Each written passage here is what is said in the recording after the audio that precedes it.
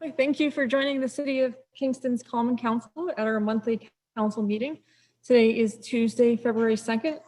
My name is Andrea Schott. Before we begin, we'd like to go over a few guidelines to help us navigate the system as efficiently and respectfully as possible. We ask that members of the public and press remain muted and off camera for the length of the meeting. Council members and city staff will control their own mute button. Good practice would be to mute yourself if you are not speaking to avoid background noise and feedback. If a council member or staff wishes to speak, they will raise their hands. The chairperson will call on them before they speak by stating their name clearly for our audio listeners. All of our meetings are recorded. Both video and written transcriptions will be made available to the public on the city's website. If you have any audio issues, you could chat with me right here on the webinar, or you could send a text to me at 845-594-6120. Please note that phone calls will not be answered during the meeting. Again, the number to text is 845-594-6120, or you could go right to the chat. As the organizer, I reserve the right to lock and pause the meeting to eject anyone who has behaved inappropriately.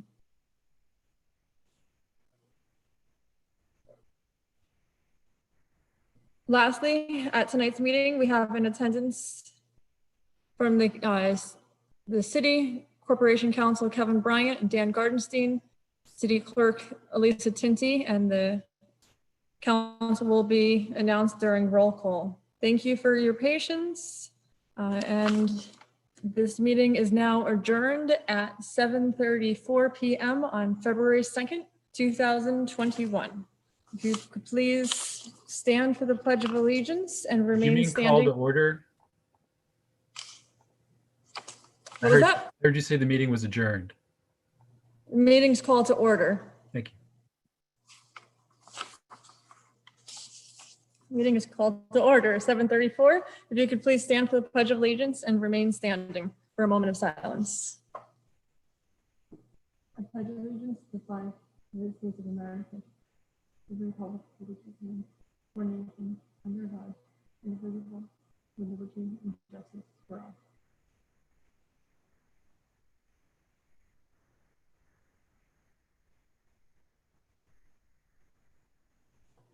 Thank you. You may be seated. Please have roll call. Alderman Ventura Morel. Here. Alderman Coop. Here. Alderman Scott Childress. Here. Alderman Worthington. Here. Alderman Tollerman. Here. Alderman Davis. Here. Alderman O'Reilly.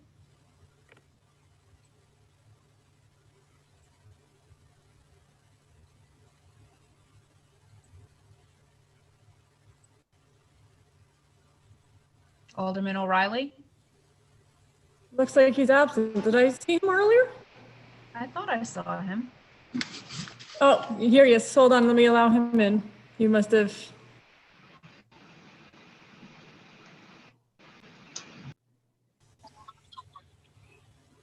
Oh, we're good. I'm here. Thank you for letting me in. Sorry about that, Patrick. You disappeared for a second. It's okay. Alderman Chabot. Here. Alderman Hirsch. Here. We have a quorum. Can I have a motion to dispense with the minutes of the previous meeting and approve same? Motion. Motion by Rennie Scott Childress, second by Steve Chabot. All in favor? Opposed? Resolution is adopted 9-0.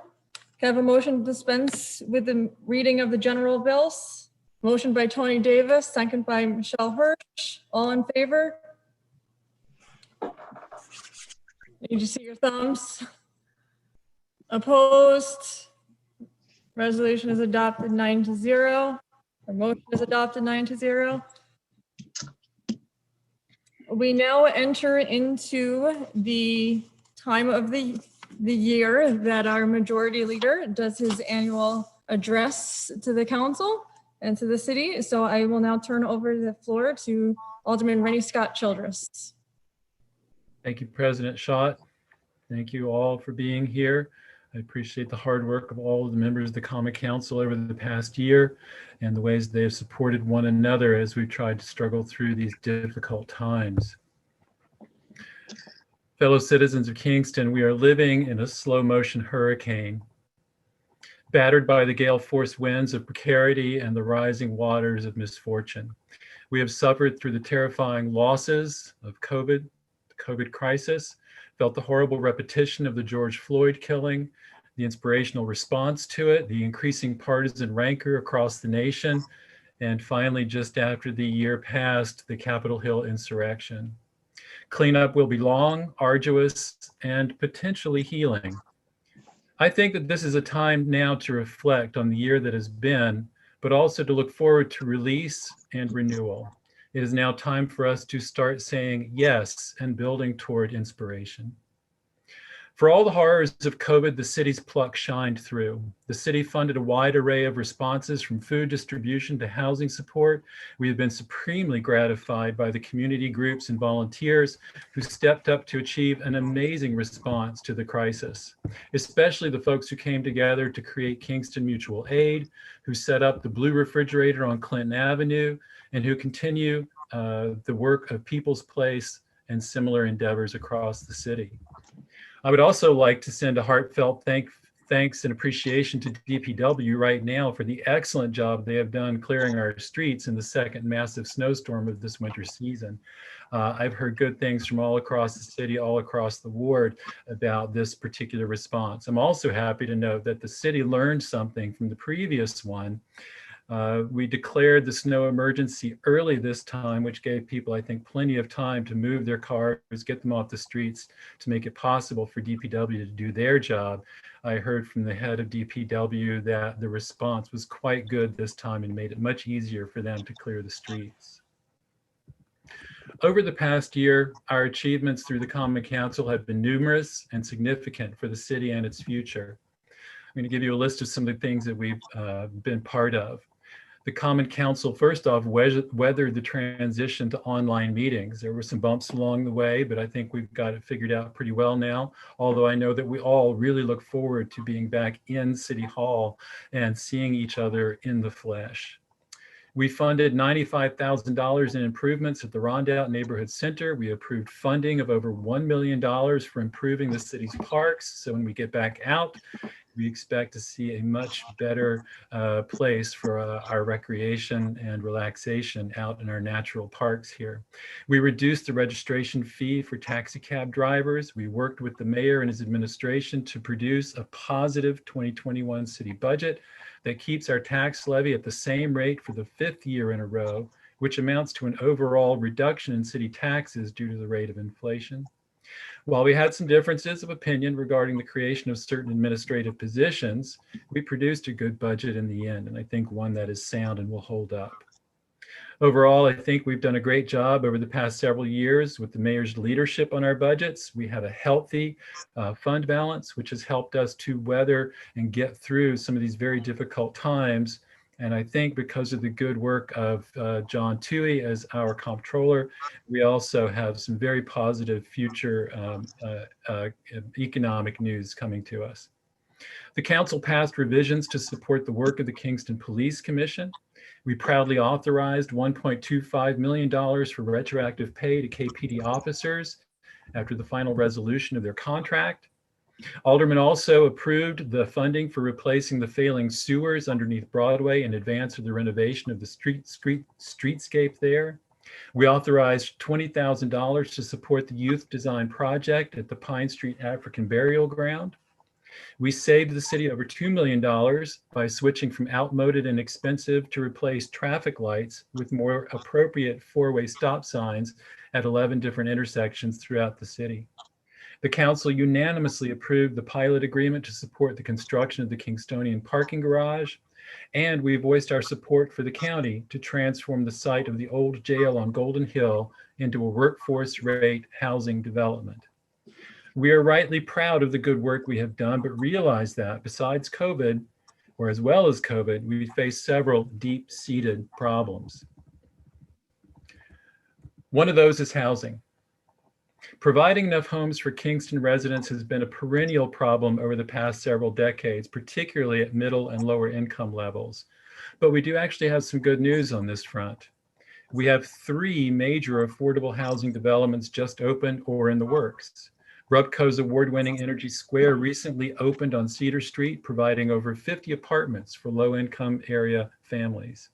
Rupco's Landmark Place at the Old Alms House is slated to open later this year. It will provide 66 supportive and affordable units for seniors aged 55 and over. The county has undertaken the development of a 160-unit housing complex aimed at being affordable for hardworking Kingstonians on the old jail site here on Golden Hill. The Kingstonian project passed a major hurdle recently, winning a pilot agreement that will enable them to build a 400-plus space, much-needed parking garage in uptown Kingston. The development will also provide some 140 apartments, with 10% of them reserved for affordable housing rates. The rest will be middle income, market rate units. This is a perfectly fitting project in the context of the 3 affordable housing developments mentioned above and the ones that we hope to develop in the future. A sound housing plan requires the development of housing for a variety of income levels, and that's what I think we've been able to achieve over the last several years. Moreover, the Kingstonian project will provide certain environmental benefits. It will, for example, be built on already developed land. It will provide urban density. It'll enable walkability, and it will be situated close to a major transportation hub, the Kingston bus station. We'd like to also see the developers think more clearly about an energy neutral construction, and we'll work with them to see if we can push them in that direction. We're also happy to report the purchase just this last Friday of the E&M properties in the Kingston area by the Acre Group. This is wonderful news because we've heard some very disturbing things about the prior management of these properties. And we're happy to know that the principals of Acre grew up in the Hudson River Valley. Their forebears worked at IBM, taught school in the area, and worked in the brickyards in East Kingston. Most exciting is a significant portion of the funding was crowdsourced by some 200 Hudson Valley area residents. Acre has pledged to both significantly renovate the Kingston properties, which have been poorly maintained for decades, some of which are downright unlivable, and gear their rent structures toward workforce housing rates. So yet another development that I think will help our hardworking Kingston neighbors. I strongly urge the mayor to work closely with Acre to realize their vision of affordability. We've currently proposed some short-term rental regulations. There are not clear rules at the moment about establishing and maintaining such units in the city. Our aim here is to protect long-term rental viability as well as community cohesion. We want to clearly define what short-term rental is meant to be for and to keep them distinct from hotels, motels, and bed and breakfasts. Most importantly, we want to provide for the safety of renters with regular inspections and the requirement of adequate insurance protections. We recently won an enterprise grant that will enable the city to develop projects and practices advocated by the Anti-Displacement Learning Network. At the lowest end of Kingston housing, we are facing a dire emergency. The COVID crisis has exacerbated our already destabilized housing market and has caused many low-income neighbors to lose their housing or to be close to it. We must act now. Fortunately, the city's winning of the enterprise grant will provide $1 million to address the problem of housing displacement. Two of the most promising approaches for stanching our housing wound include the purchase of tiny houses and the development of auxiliary units. Working with the Anti-Displacement Learning Network, a city volunteer committee has researched these options and is looking for ways to make them happen very soon. And I hope everyone will join me in working to make that happen. Another major issue that we've been dealing with has to do with our policing. In the wake of the George Floyd killing and the vast outpouring of support for the Black Lives Matter movement, communities across the country have begun to review policing practices and community values. The Common Council was ahead of the curve. Our policing committee engaged in a months-long project of considering how our police commission works and how it might be improved. A little over a year ago, we passed significant legislation to do this. In the process, we learned crucial things about our police force. Our police force is one of the best trained in the United States. Officers are required to engage in implicit bias and related trainings of a wide variety. KPD has already implemented procedural justice practices. We acknowledge that they have a powerfully difficult job and provide an essential service. We also acknowledge that we ask our police to do more than they have ever done before and to do things that are beyond traditional policing responsibilities. Our police officers face great strain, as do all police officers, and this is why I hope we can get the Peaceful Guardians program back on track as soon as we can be in places in the flesh with each other. Over the past year and some, the Common Council has sought to provide KPD with state-of-the-art equipment, such as the purchase of new body cameras and the purchase of license plate readers through the New York State Power Authority. We'd like to thank Julie Noble for spearheading this initiative. It's good because the NYPA will take care of purchasing and installing these license plate readers, which are an invaluable tool for our police in investigating crimes. Governor Cuomo responded to the debates over policing by requiring every New York State municipality to review their policing practices and to recommend possible improvements and initiatives. These task forces are comprised of local residents volunteering their time. Here in Kingston, the task force was shepherded by Lester Strong, a powerfully effective man because he is simultaneously resolute and congenial and of the utmost character. We would like to thank Lester and all the members of the task force for their hard work in producing their recently published report. As we consider their recommendations, we understand how vital it is to keep an open mind.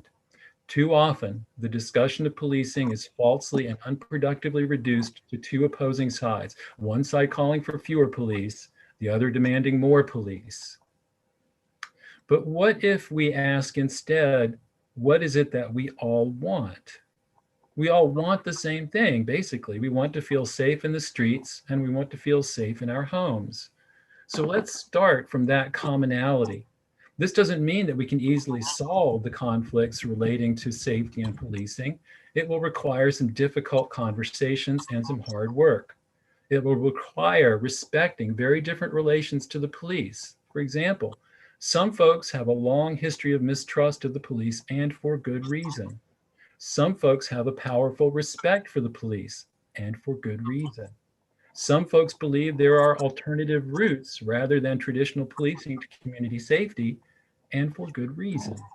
These are things to talk about. These are things to work through and to have an open mind so that we can find a better way, a most productive way to make sure that we are all safe here in Kingston.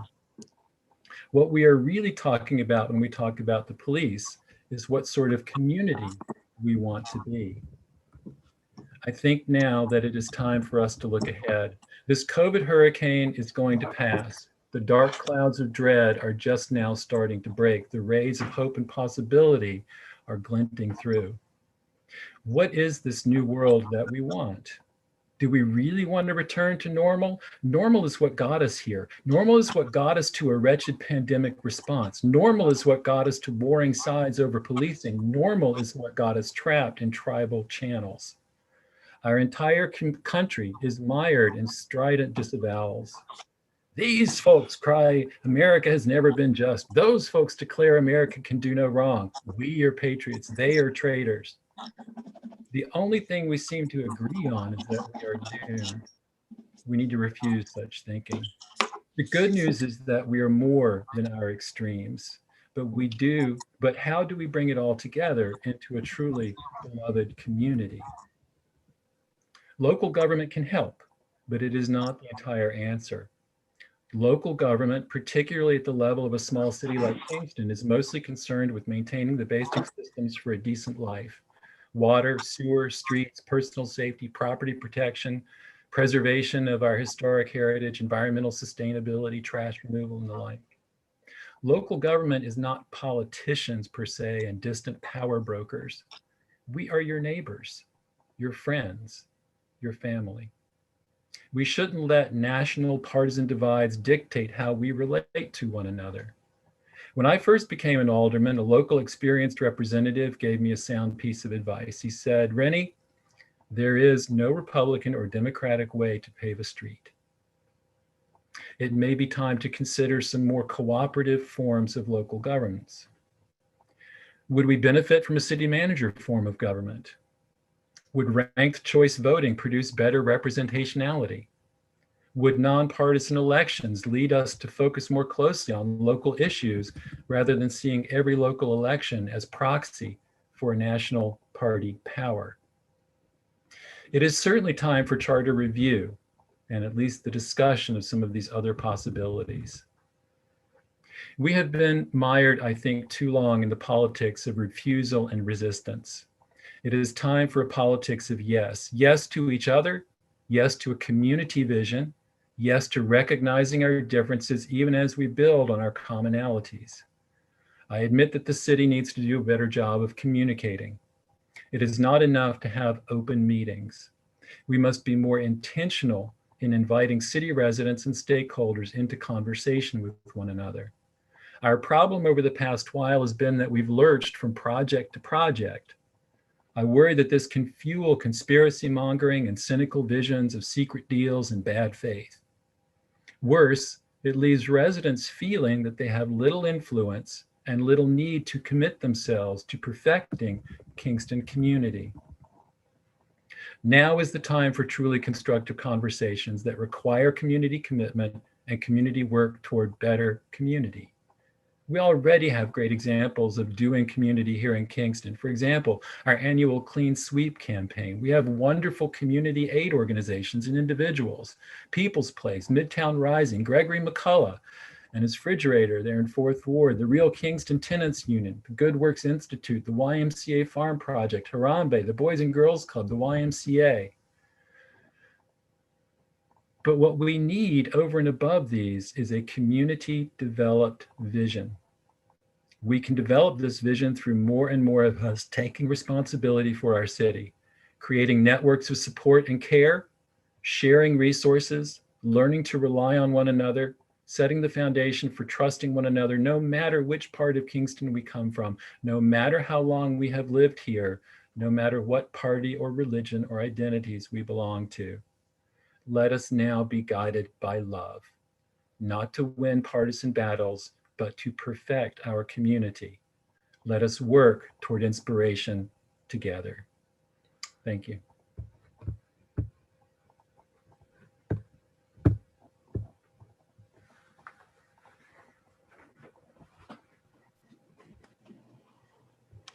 Thank you, Rennie.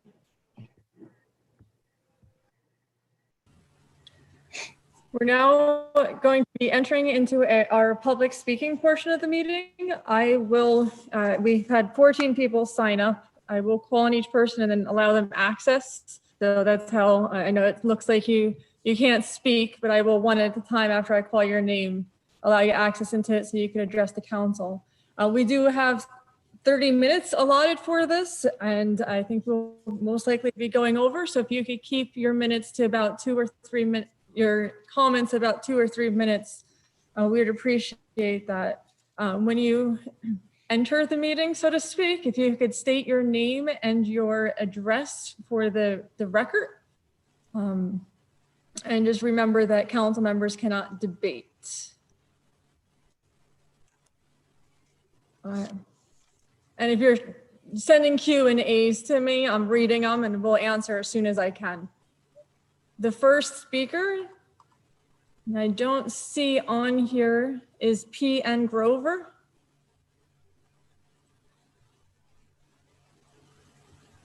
There's some phone numbers here though, so I'm gonna click on them to see.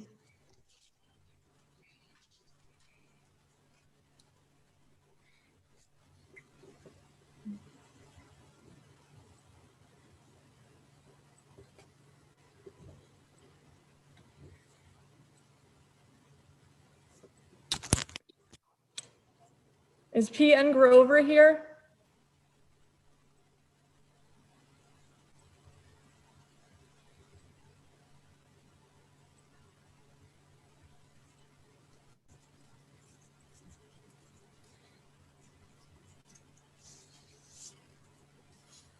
All right, I'll come back. The next speaker is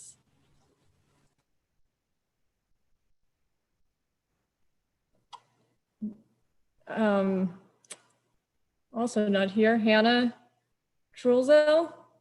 Oh, here she is. Hi, so I would like to discuss the Kingstonian project. I'm sorry, Hannah, can you just state your name and address for the public record? Yeah, my name is Please. Hannah and my address is Kingston, New York. And I'm opposed to giving away Fair Street Extension because wealthy developers should not be given public assets to build luxury housing projects, as I'm opposed to providing a $26 million pilot because it will negatively impact our Kingston City school budget and cause harm to our children. Tenants who can afford luxury apartments should pay their fair share of taxes, not just those with fewer means or the working class. I believe that everyone deserves a home that is safe, well-maintained, and affordable. Our elected representatives should use the resources that they are pouring into Kingstonian luxury project to care for the needs of the Kingstonian community. The Kingston community.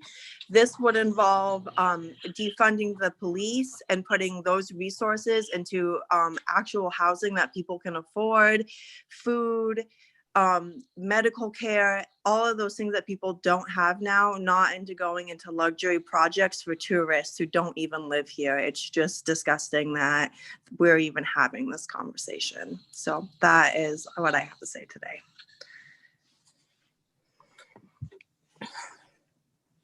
Thank you.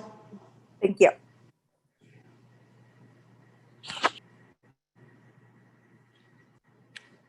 The next speaker is Sarah Wang.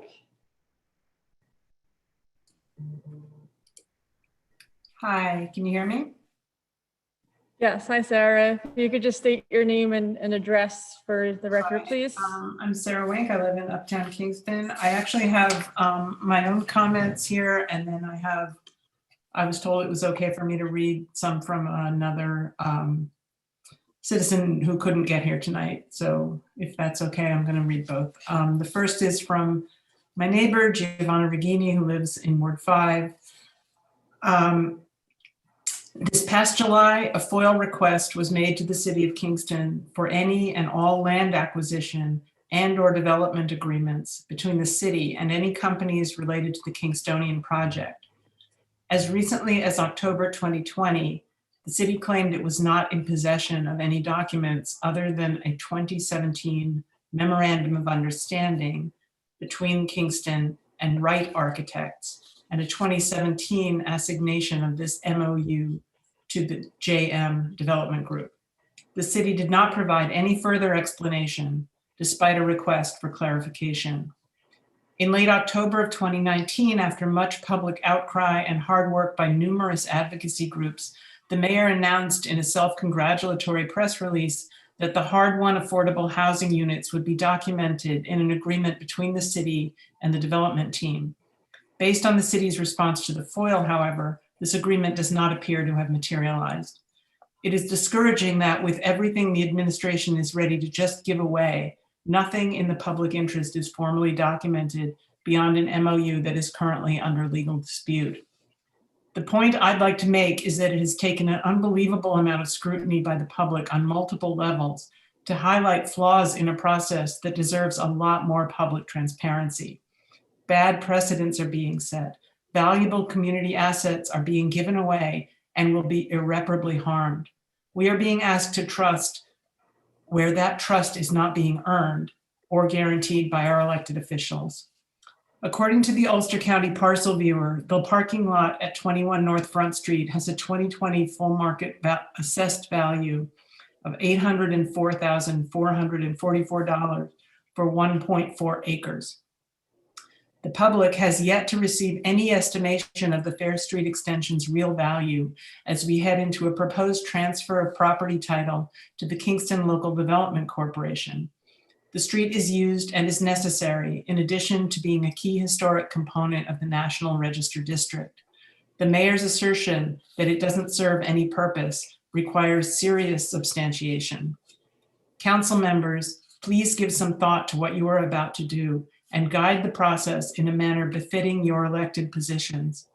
Rather than walking in political lockstep with this administration, I hope that you seriously consider your role as public servants and seek guidance outside of Corporation Council for your deliberations. Many thanks for your time and consideration. Ms. Giovanna Regini. And these are my comments. Sarah Wenk. I oppose giving away the Fair Street extension or any city property to a for-profit project that will benefit wealthy developers far more than it will the residents of Kingston or Ulster County. The outrageously oversized pilot for this project was voted down by the school board, the entity that will be most severely impacted by the loss of funds, but the county IDA changed its rules to accommodate these developers. How much more of our city and our money should we be expected to put in the pockets of developers who can't even guarantee there will be an increase in parking spaces? And with all due respect to the majority leader, you know the city will not gain 400 parking spaces or even 100 or even 50. The residents of the city of Kingston deserve to know the assessed value of the Fair Street extension and a chance to respond before the council decides whether or not to give it away. The Fair Street extension is a historical resource. It serves a vital purpose in moving traffic through uptown Kingston. The street is actively used and serves as a relief valve for the often backed up traffic at North Front, Wall, and Fair Streets. A single traffic study paid for by the developers, taking place over several hours, was woefully inadequate. Transferring the Fair Street extension to the Kingston Local Development Corporation puts Mayor Steve Noble in charge of the decision as president of the board and having appointed all of the members. The Kingstonian developer Brad Jordan was still listed as a member of the KLDC on the city's website as of today. The KLDC bylaws state that members should include those in the minority community. Beyond having only one woman serving, and she does not live in Kingston, membership doesn't reflect the current diverse population of the city and therefore does not reflect the city as a whole. I've been waiting for 3 years for one governing body in the region to act with integrity and conscience in this deliberation. I fear I will be disappointed again, and yet I ask again, please do the right thing. Consider the needs of the city and your community before the desires of rich developers who are only interested in what benefits them. And I appreciate the opportunity to speak. Thank you, Sarah. Just before I call on the next speaker, if you did not sign up to speak ahead of time and would like to, you could send me a message in the Q&A, or at the end, I'll have you raise your hands. So just want to throw that out there. The next speaker is Clark Richter.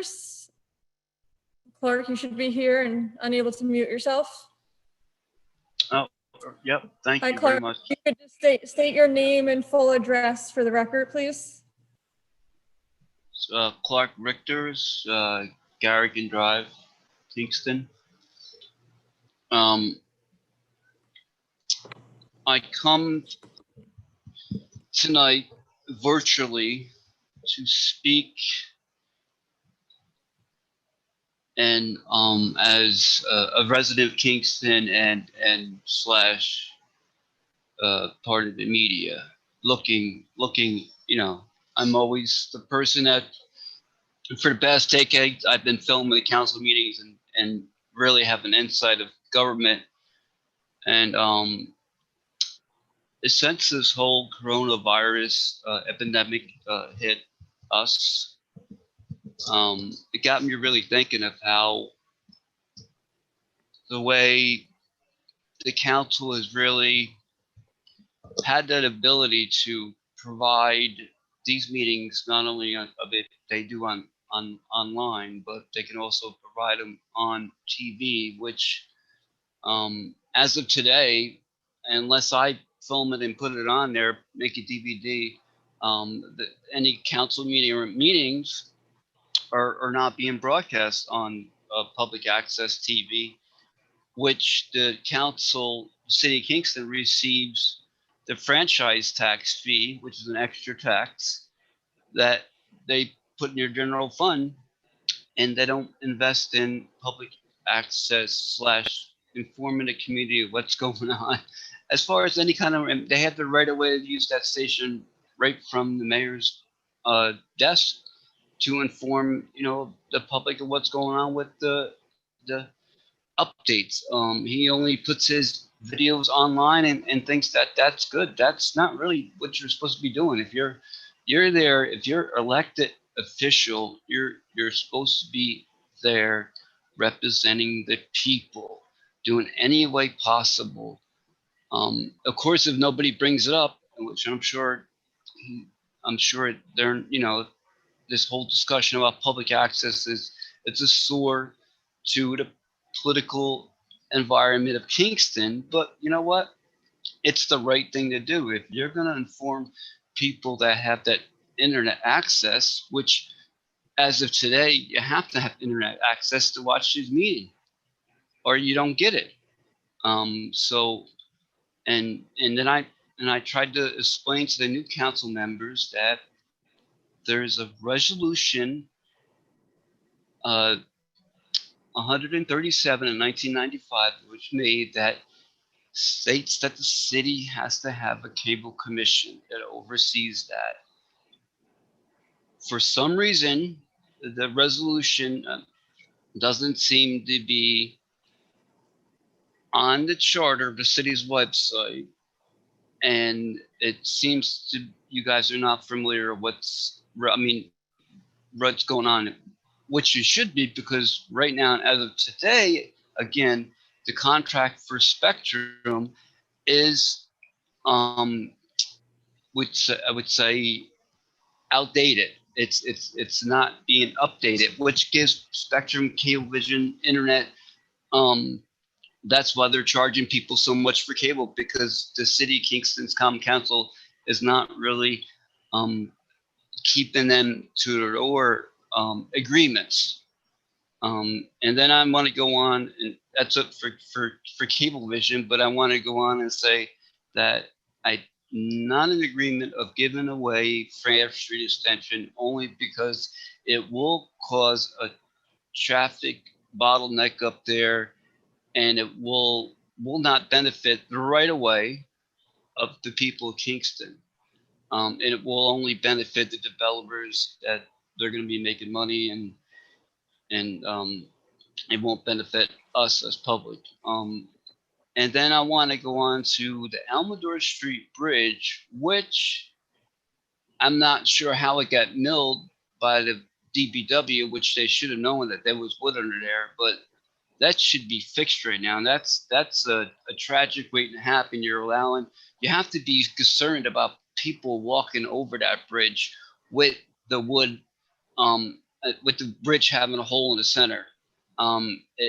Especially when you're adding like concrete roadblocks there, which we're putting more weight on the bridge itself. I'm not an engineer, but I'm just saying if the bridge is, if you can't drive over it, you shouldn't be walking over it, and the council should bond right away to whatever it costs to get that bridge fixed as soon as possible, before something drastic happens, especially with the snow and stuff like that over there. It's like a 125-year-old bridge that it's never really been maintained well, and needs to be addressed as soon as possible for the safety of the public over there. Either with the rail trail, if you're having, the rail trails, people are still walking underneath it unless they blocked it off.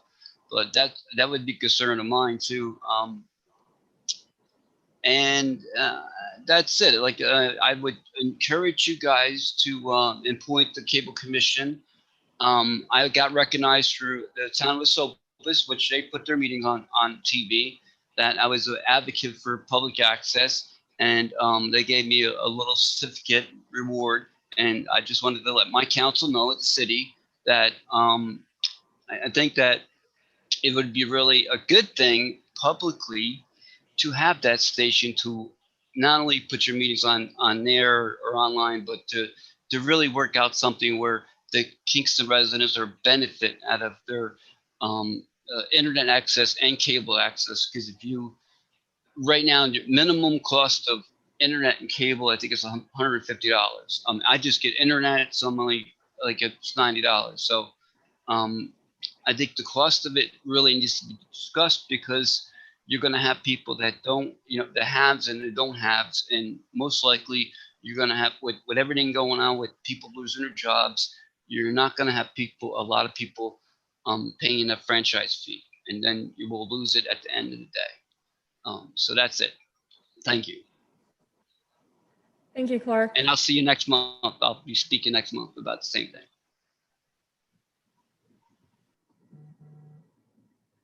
The next speaker is Jean Jacobs. Jean, you're in here. You just have to unmute yourself. Hi, Jean. If you could just state your name and address for the record, please.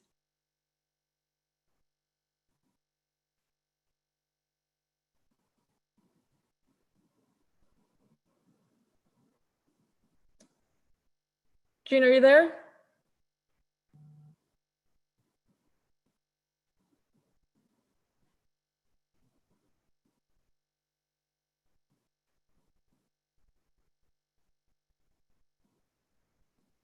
Is anybody here, Jean?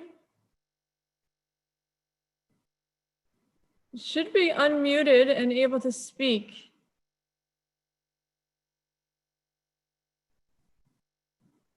Looks good on our side.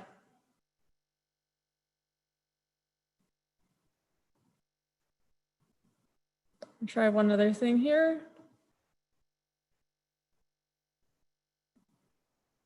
You there, Jean?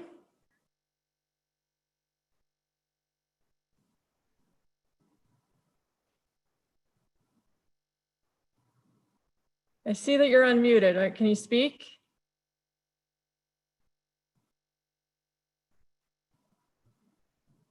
You may have to turn your volume up on your side, because on our side, we're okay.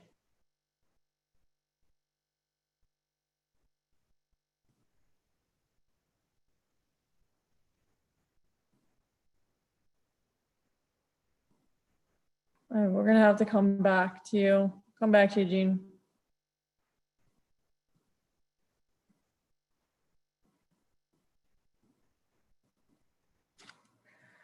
All right, the next speaker is Marissa Marvelli.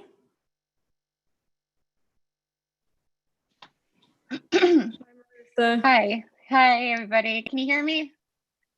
Yes, Yeah, if you could okay, just great. state your name Yeah, and address. Thank you. Marissa Marvelli, 60 Noon Lane. I respectfully request that the Common Council not relinquish Fair Street Extension. Too many of this project's approvals to date have been based on unscrutinized numbers. The community needs an independent traffic study to understand the impact of closing the street. And incredibly, we don't even have a parking study that illustrates the need for a garage and all the public resources that this garage will require.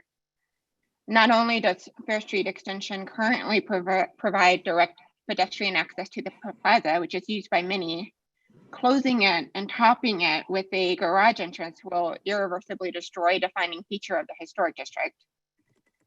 This decade's identity and significance are rooted in a siting on an elevated plateau, the edges of which served as the original boundaries of the development, the district, and those boundaries are still very palpable on North Front Street.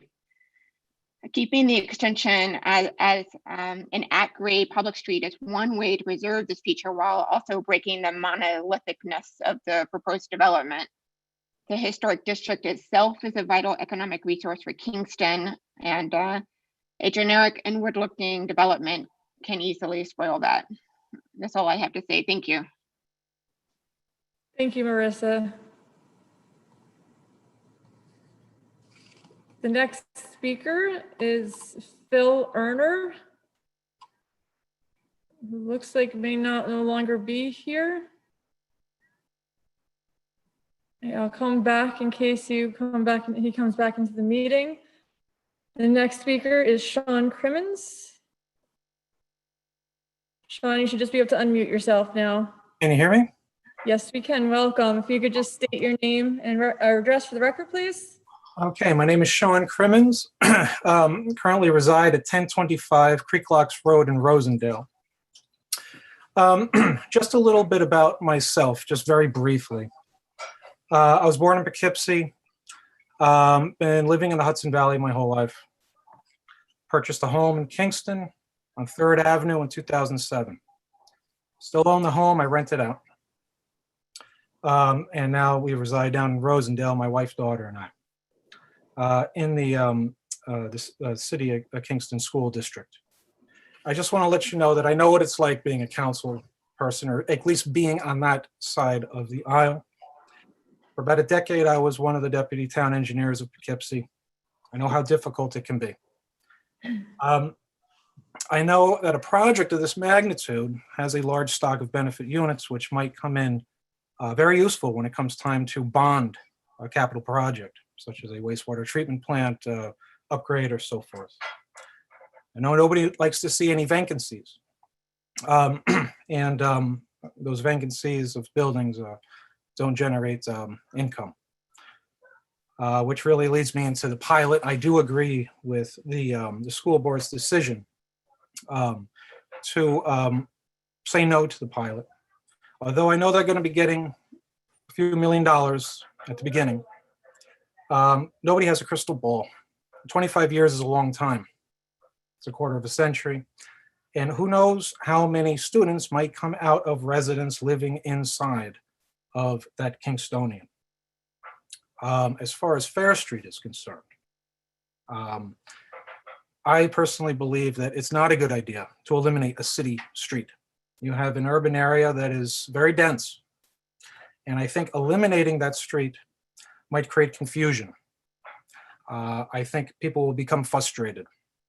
I think that reversing the directions of Fair Street and Wall Street is a bad idea, because it seems that the entire Kingstonian itself is, the whole goal is to change the face of Uptown by literally making people come into Uptown, well, one of the ways, by Fair Street, where they come directly to the Kingstonian, where it's a dead end. The thing that makes the Uptown district special is the fact that it is home to some of the oldest buildings in the country. That's what makes it special. And now when people are leaving the Uptown district, they're going to be leaving on Wall Street. They're going to be leaving through the area that makes the district special to begin with. I know the catalyst for this entire project, from what I've read, was parking. I know that the mayor went ahead and tried to solve some parking issues. And I got the architect that helped him with some of those parking lots up there on Front Street. And they revisited the site of the old parking garage. But I think Steve Noble, Mayor Noble, tried to do something very noble, which was he tried to make everyone happy. He went and he spoke to all the shareholders in the Uptown area and asked them what they wanted. And people said, we want retail. We want apartments. We want a hotel. And he tried to do all these things. The end of the result was the Kingstonian, which addressed everything to make everybody happy. But I think that the creation of the Kingstonian is actually going to cause a parking problem as opposed to solving it. I can't see how adding 143 units in retail space and a hotel is going to do anything but cause an issue with parking. And not for nothing, to use this parking garage, you're going to have to leave Uptown. You're going to have to go to the plaza. And not for nothing, the rendering, the architectural rendering at the back of that building, from what I read, it was supposed to look like an old warehouse. I hate to say it, but it kind of looks like a multicolored vinyl-sided air handler at the top of a skyscraper, just saying. It doesn't really fit the character of the Uptown District, and I think it's a real disservice to the Uptown District. It makes it less special. Just very briefly, I think the entire project kind of reminds me of what I read about the removal of the historic post office. At that time, they were auctioning off the post office, I believe, for $1. It was in such disrepair, the decision was made to demo it. And now in its place, we have a fast food restaurant. And I think Kingstonites immediately felt regret about that. I think we're at that crossroad right now. I don't think anyone can look at that fast food restaurant and not think to themselves, why did we do this? And I hate to say it, because I know you guys have been working hard and trying to do the right thing, but I think this project is going to be a white elephant. And I am afraid that everyone is going to be associated with it, will be associated with it. And just to conclude, I know that it is impossible to make everyone happy and to give everybody what they want. The solution I've found just when working in Poughkeepsie and other municipalities is that you give everybody something. You don't give them exactly what they want, but you give them something. And I think the something in this case is keeping Fair Street, keeping the parking garage that was the catalyst of this whole project to begin with, fix the architectural rendering so that it doesn't look like an air handler, and you have an entire city block, the opposite side of Fair Street, which you can use for retail, a hotel. That aspect of the project is it's very nice looking. It fits the character, and then everybody gets something, and you can use that space for the desire to just shrink the magnitude of the project down. I think that would be the best thing to do at these crossroads. All right, thank you very much for letting me speak.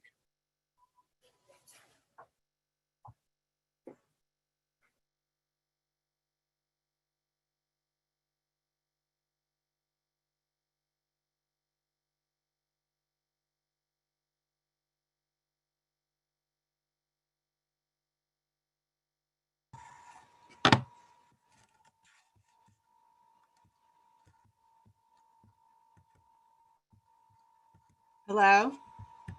Oh, sorry, I muted myself earlier. Sorry about that. So next speaker is Rose Quinn. If you could just state your name and address for the record, please. Yes, thank you, Andrea. My name is Rose Quinn. I am a Kingston resident. I live on 78 Down Street.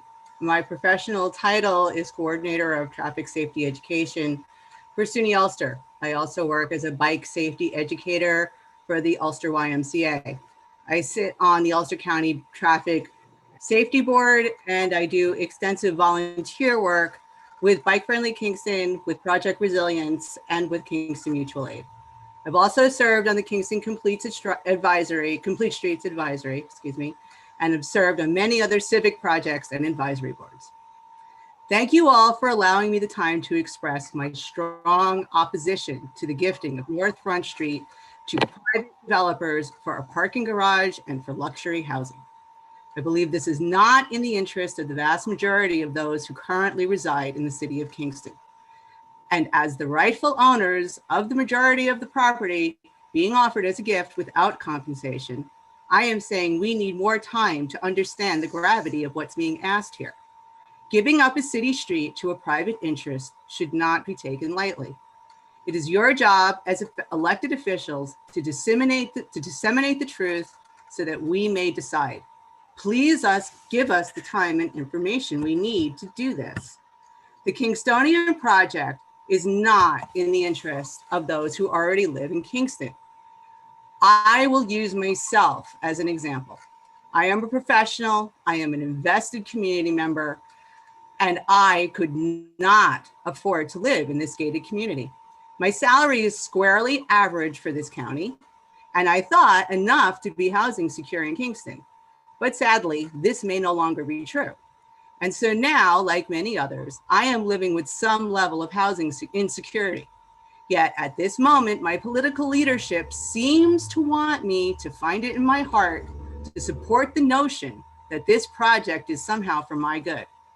How so, when there has clearly been disregard for my own interests from the start of this project on the part of the investors and the developers?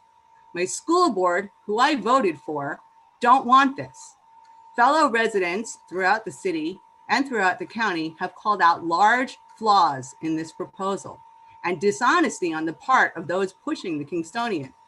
And that is enough for me to say we need more time to take a look at this before we give a city street away.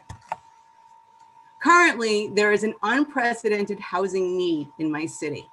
Are you aware, council members, that last night, while a brutal storm raged through our city, human beings who until recently lived in this city were literally scrambling for cover because of displacement? Yet somehow a person like me, who finds herself in the housing precarious realm with just one bad lease away from having to leave this city, that my priority should be to consider the returns on investors' dividends. This is not what I voted for. City streets are part of the commons, therefore direct property of the people. A city street is not the property of the mayor or even the common council. If a property is taken from the people who own it, they should have the right to be a part of this conversation. We have an opportunity here to come up with a fair, equitable strategy for the use of this public space, which best serves everyone. And we, the people, deserve a chance to figure out what this right deal for us might be. Parking garages and gated communities are things of a bygone era. One only needs to go to the shell, formerly known, well, still known, but the shell known as the Ulster Valley Mall, Ulster County Mall, and its vast empty parking lots that match its vast empty stores to see that parking-based economies simply don't work.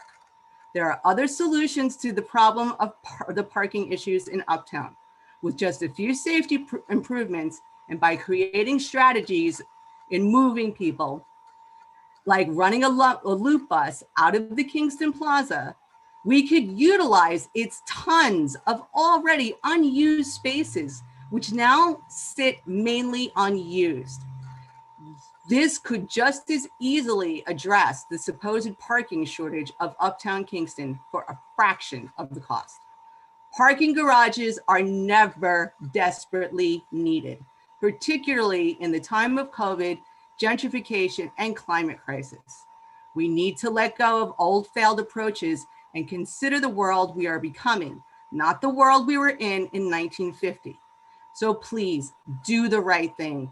Don't let this happen. Not until the people have had their chance to fully understand what is being asked of them. Thank you very much, council members, for your time.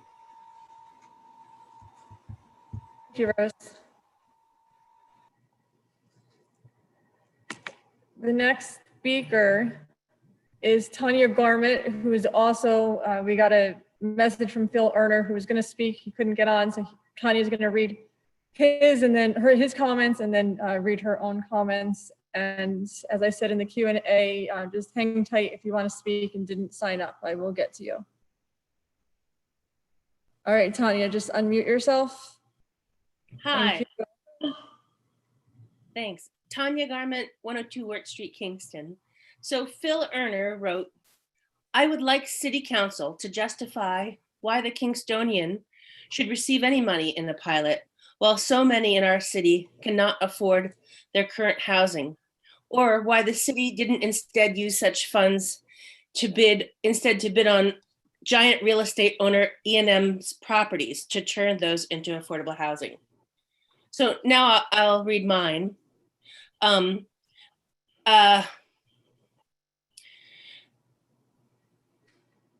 Firstly, I just want to say that the pilot was a disastrous mistake. Passing of the pilot was a disastrous mistake.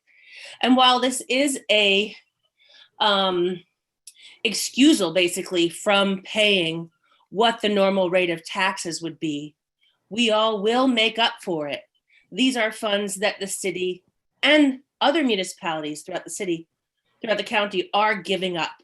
We are, in essence, spending money on this, all of us, because in order to pay for the services that they will require, that are municipal services, that'll have to be made up for. And we're not seeing any benefit as a result. I could argue each benefit that has been pronounced, supposedly, that this Kingstonian will bring, but I'm not going to take up time doing that right now. The secret process is complete. Corporation Council would have you believe that the facets of the site plan review that the planning board will be going into next, that are the same as what they approved of during the secret process, should be approved by the planning board during the site plan review.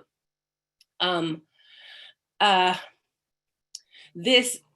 want to thank all the speakers so far. What an amazing amount of logic that has been presented tonight.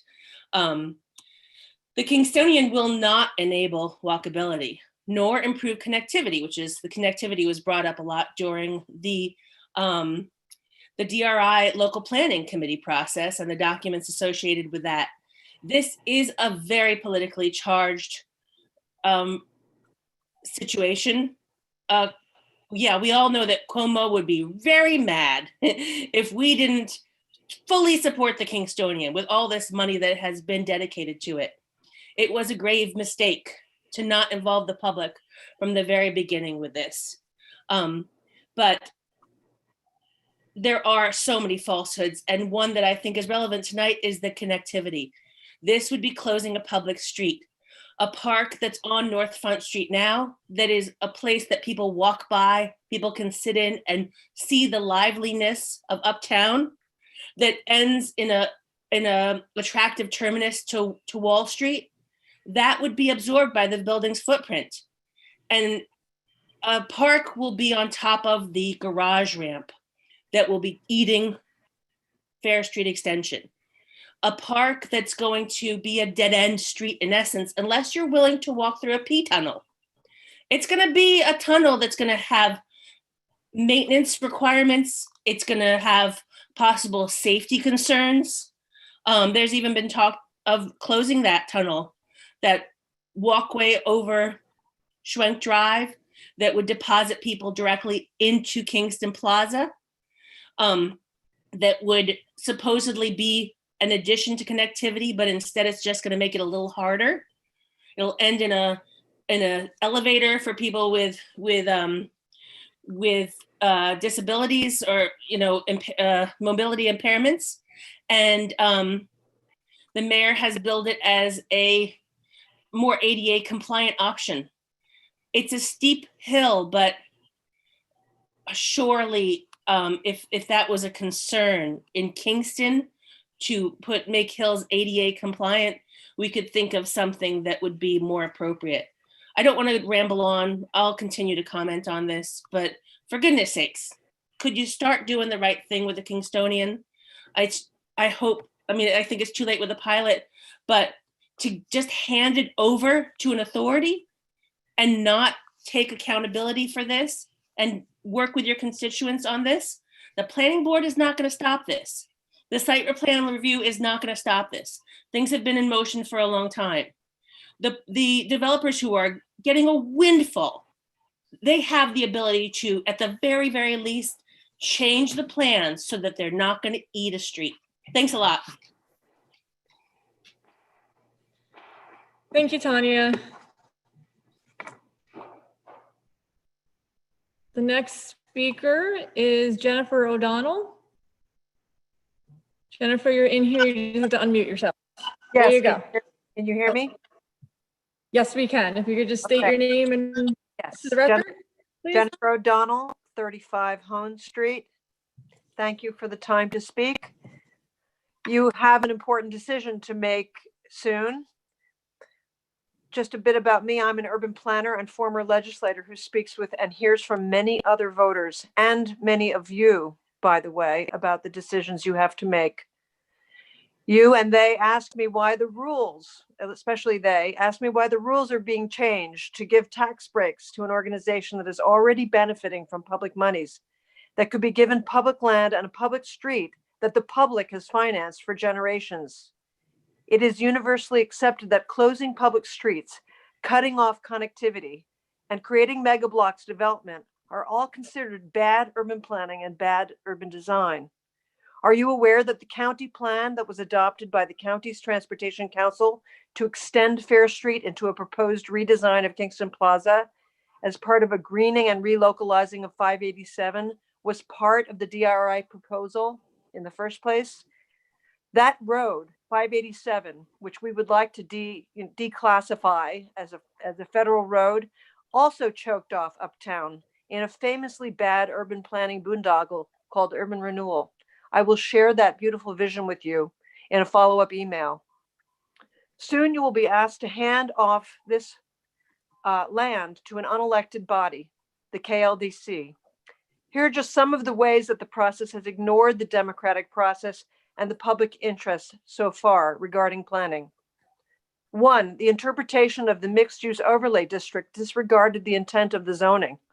Also, the original zoning required 20% affordable housing for Uptown for a very clear reason: to make Uptown more affordable, equitable, and accessible.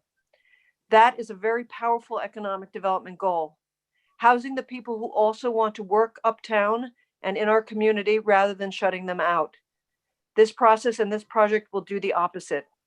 Number 2, giving a negative declaration during seeker clearly ignored the potential significant environmental impacts on Uptown, whether historic and or character, among other things. This complex proposal was not asked to take a hard look at these impacts. Number 3, community members who question this project have been attacked by the developer. There was even an effort to muzzle citizens, Kingston citizens, from speaking to their aldermen. Do you remember this? I do. If this were such a righteous and noble endeavor, would that even be necessary? Number 4, perhaps the most egregious of the many issues here was the Ulster County IDA changing the rules and ignoring the school board's very well-informed decision to vote against the pilot. The board stood up for citizens and took its responsibility very seriously. You represent us, not the mayor, not a political committee, and not a unelected decision-making body such as the KLDC. We live in a republic. You are supposed to represent us as equals. Please don't give up that responsibility. I ask that before that vote, each of you explain your reasons for allowing this process to go to the KLDC when you have a sworn duty to represent and protect the public and the public interest. Thank you very much. Thank you, Jennifer. The next speaker is Kwame Holmes. All you have to do is unmute yourself and you're in. All right, did that work? Hi, you could just state your name and address. Hi, I'm Kwame Holmes and I live at 14 Crane Street.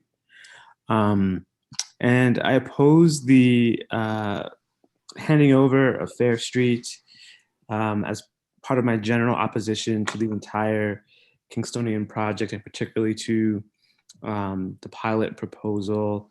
I don't think public funds should be donated to luxury developers at a time when anyone who's part of the Hudson Valley and Ulster County and Kingston knows there's enormous demand on the residential housing market, and any developer worth their salt already can see that if they develop here without tax breaks, they'll make a significant amount of money. It just feels like we're being asked to believe something that we all know isn't true, but in a polite fashion and through administrative language and bureaucracy. But the simple fact is that there's no actual need to do supply side development at a moment when everyone wants to live here and is seemingly willing to pay property taxes here. I don't know why luxury developers wouldn't do the same. So That is my comment, and thank you for your time. Thank you very much. The next speaker is Ethan Barnett, but I'm not seeing him now. He was in earlier. I'll come back around. Alana Berger, you're next. All I have to do is unmute yourself. Got it. You can hear me? Yes, welcome.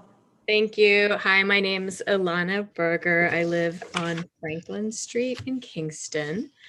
I am, as all of the other speakers, opposed to the taking of Fair Street extension as connected to my general opposition to the Kingstonian project. I just, whether or not you agree with the project in principle, I think, as the speaker before me was saying, it is just a fact that the economic situation, the housing situation in Kingston is very different than when it was when this project was first proposed. It is a real challenge for me right now to have anyone tell me we need more market rate housing in a town where we are dealing with homelessness. My kids and I spent a lot of time collecting packages of food and toiletries to get to families who are living in hotels. People need houses. There are homeless people, as Rose said earlier, folks who lived here who now have been priced out. The house across the street from me sold a year ago for $149,000 and just last week sold for $550,000. That's in 1 year. It went from $150,000 to $550,000. We are creating lots of market rate housing in this community right now by all the folks moving in. If the developers at this point in time, as again, the speaker before me said, want to make their own market rate housing, that is their right to put their own money into it. It is not the time to be putting millions of our taxpayer dollars into lining their pockets to make more market rate housing in this city. You've heard for years now statistics. I'm not going to sit here and go over all of the numbers that I have heard. The parking that isn't actually parking for the public, the devastating consequences for several generations of children in Kingston by losing the tax, what the school district is going to lose by losing tax revenue. I can keep going on and on about all these numbers. I can say that I think by now we've learned that trickle-down economics doesn't work. And by giving millions of breaks and subsidies to wealthy developers, it does not trickle down to the rest of us. The jobs that are being created are 40 minimum wage jobs. This is not a benefit to the vast majority of Kingston. But again, I'm not going to convince you by giving you more facts. You've been hearing it all for years.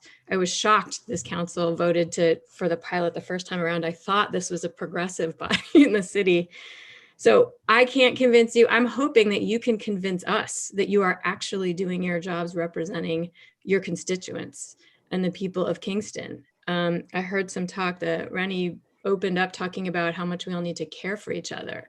Those are empty words if you are giving away the money that actually provide the services that care for people of this city. So I guess, that's my essential argument. This is taxpayer dollars that could go to serving a community that could really use a lot of support right now. The last group of people that I believe need support or taxpayer dollars are developers developing market rate housing. So I urge you to please listen to these speakers. I hope there's many more after me asking you to do the right thing and represent all of Kingston. That's all. Thank you. Thank you, Alana. The next speaker is Claudia Forrest. Hi, my name is Claudia Forrest. I live on Fair Street in Uptown Kingston. Can you hear me? Yes, welcome. Okay. I appreciate the time the other speakers took to prepare their statements. I wrote something down while I was listening to the meeting. I've been a resident of Kingston for 5.5 years. Before that, I was a resident of New Paltz for 21 years, where outside corporations also attempted to come into the village and town and build large complexes and receive a pilot. And the town and village of New Paltz residents fought them for the same reasons I'm opposed to the pilot being awarded to the Kingstonian. It benefits the corporations far more than the residents. I think the proposal would put an unfair burden on the Kingston School District, which already voted against it. Well, the Board of Education voted against it. Incoming residents will likely include families with children who will be part of this very same school system. It would also put stress on the infrastructure of the city of Kingston, water, electricity, sewage, and would be utilizing the services provided by the city, police, fire, emergency medical services, etc. As a resident of Uptown, I walk and bicycle through the city as much as possible to avoid the use of a car in the Uptown area. I use the Fair Street extension regularly, both on foot and bicycle, and even on 1 or 2 occasions when I have to drive to reach destinations that are further than I can go on foot or bicycle. I'm opposed to having it closed off. As a member of Bike Friendly Kingston, though I'm not speaking as a representative, but as myself, I don't wish to see more parking introduced in Kingston, which in turn would definitely attract more cars. In addition to the additional car traffic residents and business owners and customers of this proposed building would create. I'm concerned for the safety of myself as a cyclist and other cyclists. I'm more interested in alternative forms of transportation being introduced into the city and money dedicated to developing that rather than developing a building that would be luxury housing, boutique hotel, and shops and restaurants that I, as a Kingston resident, could not afford and would not frequent. Thank you for hearing me, and I hope you take all of our comments into consideration. Thank you, Claudia.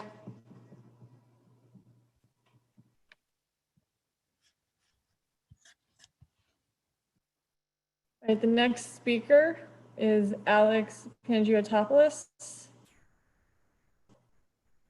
All right, Alex, you're in. All right. Hello. So I am Alex Pangiotopoulos. I live on Wilson Avenue in Kingston. I share Majority Leader Scott Childress's distaste about ugly political division. After hearing his speech, I joined not just socialists, but Democrats, Republicans, unenrolled people, independents, and even QAnon followers in saying that the Common Council should not give the Fair Street extension to the Kingstonian developers. You lament careening from project to project and issue to issue. Why bother saying that? It's an approach that's working very well. No matter what the crisis is, you can always point to some shiny nonprofit project down the road that's promising to fix everything. Remember the land bank?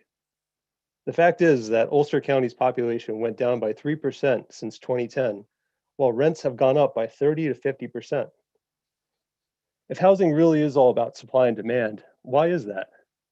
And the answer is that Ulster County and this body have ignored tenants, advocates, nonprofits, and anybody with common sense about providing new protections for tenants, protections that keep rents stable, keep people in their homes. So I was going to talk mostly about the Fair Street extension, but for you to say that the Acre Company buying up Stony Run, the Kingston waterfront, and a number of other properties around Kingston to become Ulster County's largest landlord as a good thing is just utterly, utterly ghoulish. In the developer's own presentations, which are available online, they say all of the units are currently market rate. And according to documents, the buyers plan to renovate more than half of the apartments over a 32-month period, raising the rents an average of $428. According to the marketing materials, the new owners plan to sell the properties to the next buyer with meat on the bone, i.e. the possibility of raising rents further. So meat on the bone refers to raising rents on people that live in Kingston right now so that they can't afford them and new people will move in. So the people that, when we refer to Kingston, the people that live here now are not going to be able to afford to live here in the future. Another thing that you mentioned is the locality of some of the investors, whether it's the Kingstonian developers or some of the investors in the Acre Company. I'm not personally a tenant, but I know a lot of them. And when their rent goes up by $400, they don't say, "Oh, I'm glad this money is going to stay local." So in conclusion, say no to the Fair Street extension for the Kingstonian. I yield my time.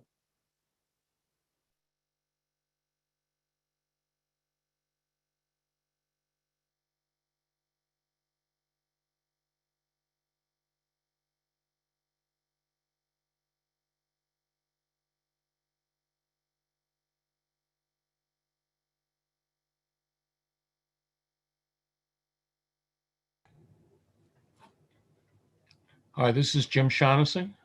Am I next? For some reason, you're muted. Oh, I'm sorry. Yeah, sorry. I was muted. Okay, yes. So Jim Shaughnessy, I live at 11 Delta Place in Kingston. I was accused of making my opposition to the Kingstonian take personal. So I guess I'm going to be speaking personally tonight. I wasn't intending to speak, but some of the comments that have been made, I can't bypass the opportunity. I'm opposed to giving up Fair Street extension to the developers. It's an access that lots of people use. I know I use it frequently. If you take away that access between the plaza, the west side of the plaza, and uptown Kingston, the way the streets are now, your automobile trips are going to be anywhere from a half a mile to 3/4 of a mile longer to get to the top of to get to Fair Street and North Front Street.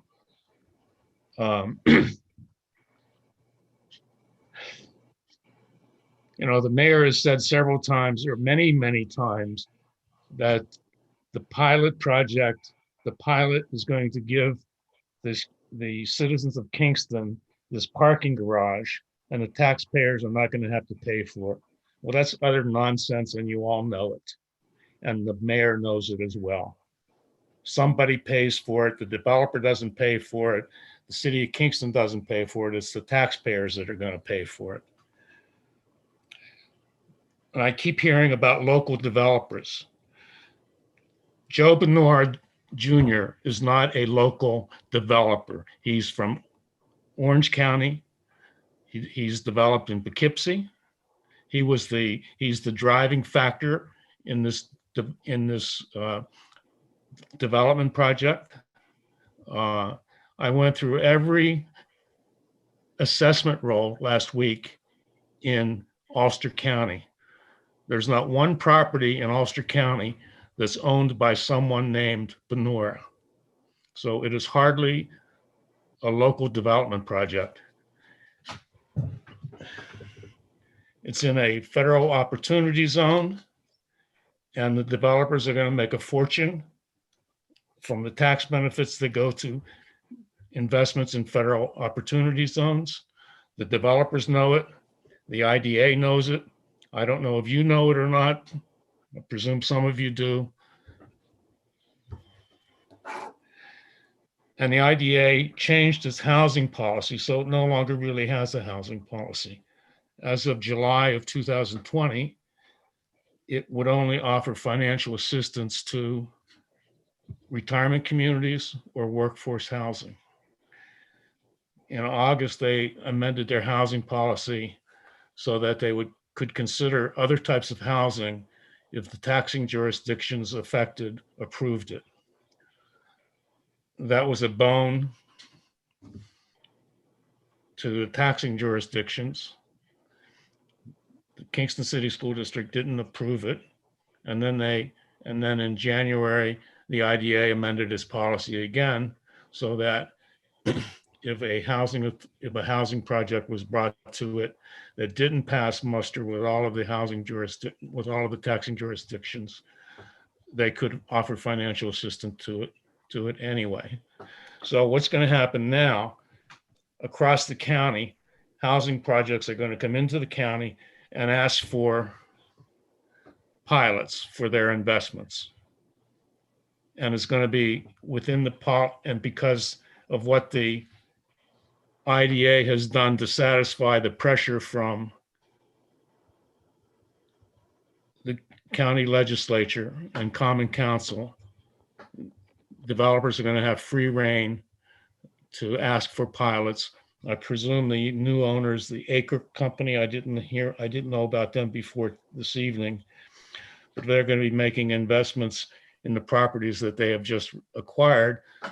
There's nothing to stop them from going to the IDA and asking for a pilot on whatever investments they're going to make. So it's just a really,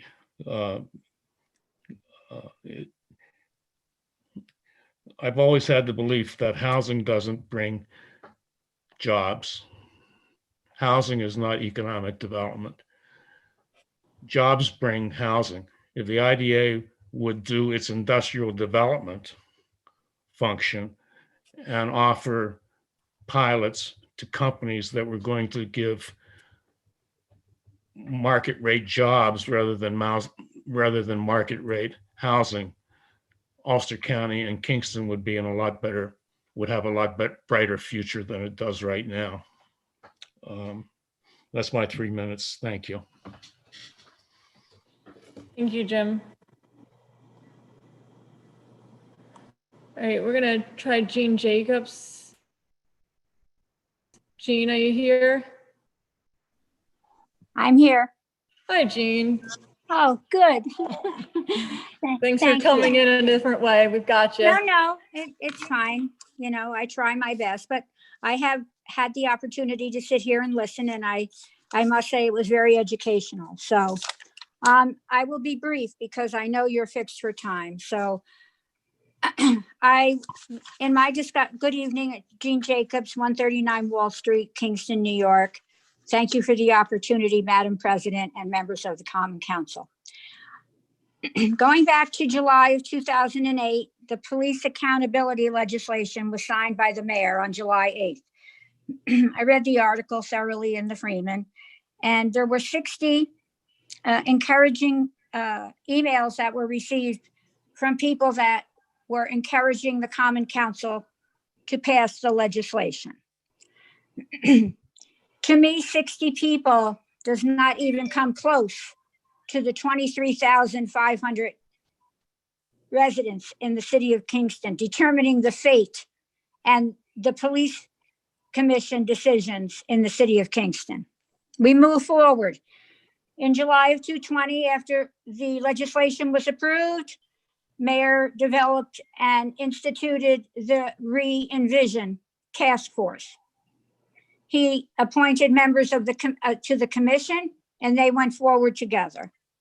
They had several meetings, but hosted two, one in November, town hall, one in December, town hall, and I spoke at both. I would say maybe, and I can be corrected on this, 15 people to 20 out of the two meetings spoke. I had no idea that was considered the public forum for our community of 23,500 people. I would have imagined as a resident, taxpayer, and concerned citizen, also a member of Concerned Kingston, that we would have had more of a voice than that, especially when it's going to be affecting the city of Kingston safety. And I feel that our police department now has a monkey on its back in terms of a statement, because there is just so much that they have to follow. Okay, moving forward, a budget was allocated of $100,000. In my business profession, I use a needs assessment, and I wrote many, even in the middle school. I was a facilitator of the BLT plan. And you create a needs assessment, you create goals, you create people that are going to attend to those goals, you create a timeline, and you create a budget. And that budget has to align with the needs assessment for, in fact, to see if you have resources that are going to be available to accommodate your need. I firmly believe, and I strongly believe, that when you are creating something of this magnitude, that a cost factor should have been built into that, at least a discussion. I understand the 100,000 may have been an amount that was thought to be used. Finances doesn't work that way. I'm a finance person, and that's not the way, that's not the way you work. At least that's when you govern and manage finances, they're always built into whatever jobs that you are accomplishing. That's just the way of the business world. Okay, moving forward, city crime rate in Kingston. Is it safe to live in Kingston? According to the FBI, our city has a higher incident rate of crime, homicides, and the rate is 94%. And that's based on fact. That was not just hearsay, that's fact. And that's very alarming, especially when we're here discussing tonight as the Kingstonian moving forward. And I'm all about positive prosperity. I'm an uptown girl all my life. I've only lived in uptown. I love my uptown, but quite frankly, can we afford the future in our uptown? I watched the Ulster County Charter be developed in 2008, and I did not vote for it because there was no budget aligned to tell the taxpayers how much it was going to cost coming out of their pocket. I watched the Kirkland in 2008, almost 13, 14 years ago, 4.7 million to create the Kirkland in its fancy stage and bring it back to life. That's wonderful. That's wonderful. I'm not saying that isn't, but 85 seating for a restaurant, 85 seats for a restaurant and bar was a part of the plan. That never occurred, ladies and gentlemen. Excellent. It was an excellent opportunity to move economic development forward, and that never happened. That building stands there. I give Rupco credit. I'm not attacking them by no means. But I also spoke at the UCDC the night Mr. Blakeman was there with Nan Potter, and I spoke against the 4 boutiques. We all know where that is going, and more tax breaks are being asked because I firmly believe we're not moving in a positive direction there. Moving forward, Kingston City School District, close and near and dear to my heart, 6,563 students. Okay, the budget is $187,420,000. The expenses per student are $31,348. Our future is in our school district, and what hurts me considerably is the fact that we are now divided. We are not listening. I listened. I know there were 3 that voted for it, and the rest I listened to their platforms. I firmly stand convinced that if we move forward, it's going to have a critical effect on our community. Now, in 2000, the population, 2000 now, was 23,983. In 2021, our population is 22,479. And I'm not going to read all the 10 years, but they've declined every year. And in 1960, it was 29,260. So moving forward to the 26.2 million in tax benefits, the $17 million garage, and what is the value of the street extension? We as taxpayers here in the city of Kingston should absolutely know what we are giving away to the KLDC. We have that right. And I firmly believe that enough study has not been done to see what it's going to cause as far as traffic. How are we going to, and it's also a historical, and we left that out a little bit this evening, that we value the Fair Street extension because it's got timeless history there. So I'm just focusing on some facts here tonight. The decline in residents and the average median salary here is $48,000. That's not a lot of money. And 58% of the students in the Kingston School District are free and reduced lunch. What does that tell you? There's not a lot of rich people here in the city of Kingston, ladies and gentlemen. And we do not have a city if we don't have a safe city. So I've touched on a few topics here. The Kirkland stands, and we're reinventing and doing things all the time, which is good. I believe in positive prosperity. But what happened to the money that was invested there where the taxpayers, they went 500,000 over budget? So there are some concerns as we all move forward together, like Lenny said this evening. I listened carefully to your speech. And I wish you well. Thank you for the opportunity to speak this evening. Have a good night. Bye-bye. Good night, Jean. All right, our next speaker is Barbara Scott.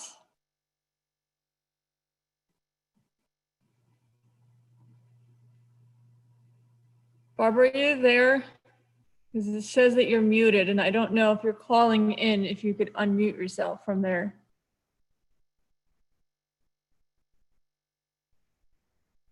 It doesn't look like you can.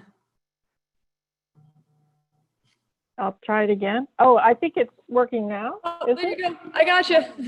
Hi, Barbara. Okay. Bye. You're good. Okay, great. Thank you. Yes, this is Barbara Scott. I live at 66 Spruce Street. And I wanted to weigh in on the Kingstonian, the Fair Street extension issue. I'd like to quote from the Downtown Revitalization Plan, the DRI, about the advantages of the Stockade District, which were pointed out in that report. Some of the key points are the Stockade Business District is the gateway to Kingston and the Catskill Mountains. The SBD has an established local identity noted particularly for its concentration of historic resources and historic-based tourism. Many popular events and cultural institutions are held or located within the SBD, drawing local community members and visitors to the area. To allow the variance to be given to a private company is to give away one of Kingston's most vital resources, its history. As stated above, the Stockade is well known for its place in New York State history and for its historic buildings. These are the things that draw people to live and visit here. These are not only cultural attractions, they are economic assets. We as a community need to value and protect these in order to strengthen what attracts people to visit, spend, and invest here. The Fair Street extension brings both pedestrian and vehicle traffic through the center of the Stockade District. Another asset to our city is that it is walkable. Yes, there are complaints about not enough parking, but the plus of that is that people then walk, take in, visit shops and restaurants, bringing economic benefits. It is not a sure bet that the Kingstonian will be the economic engine that it is promised. As it is, existing Stockade shop fronts go unrented, which begs the question of whether more commercial space is needed. The new parking lot component is essentially the size needed to serve just the Kingstonian rentals and hotel.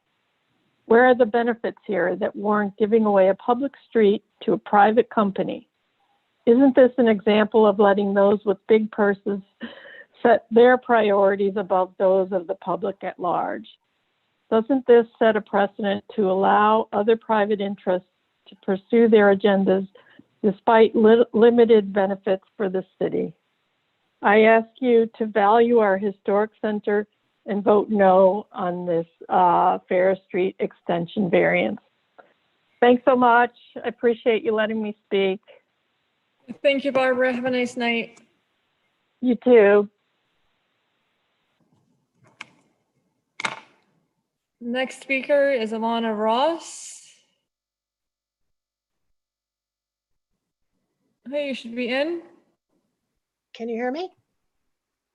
Yes, welcome. Okay, great. Hi.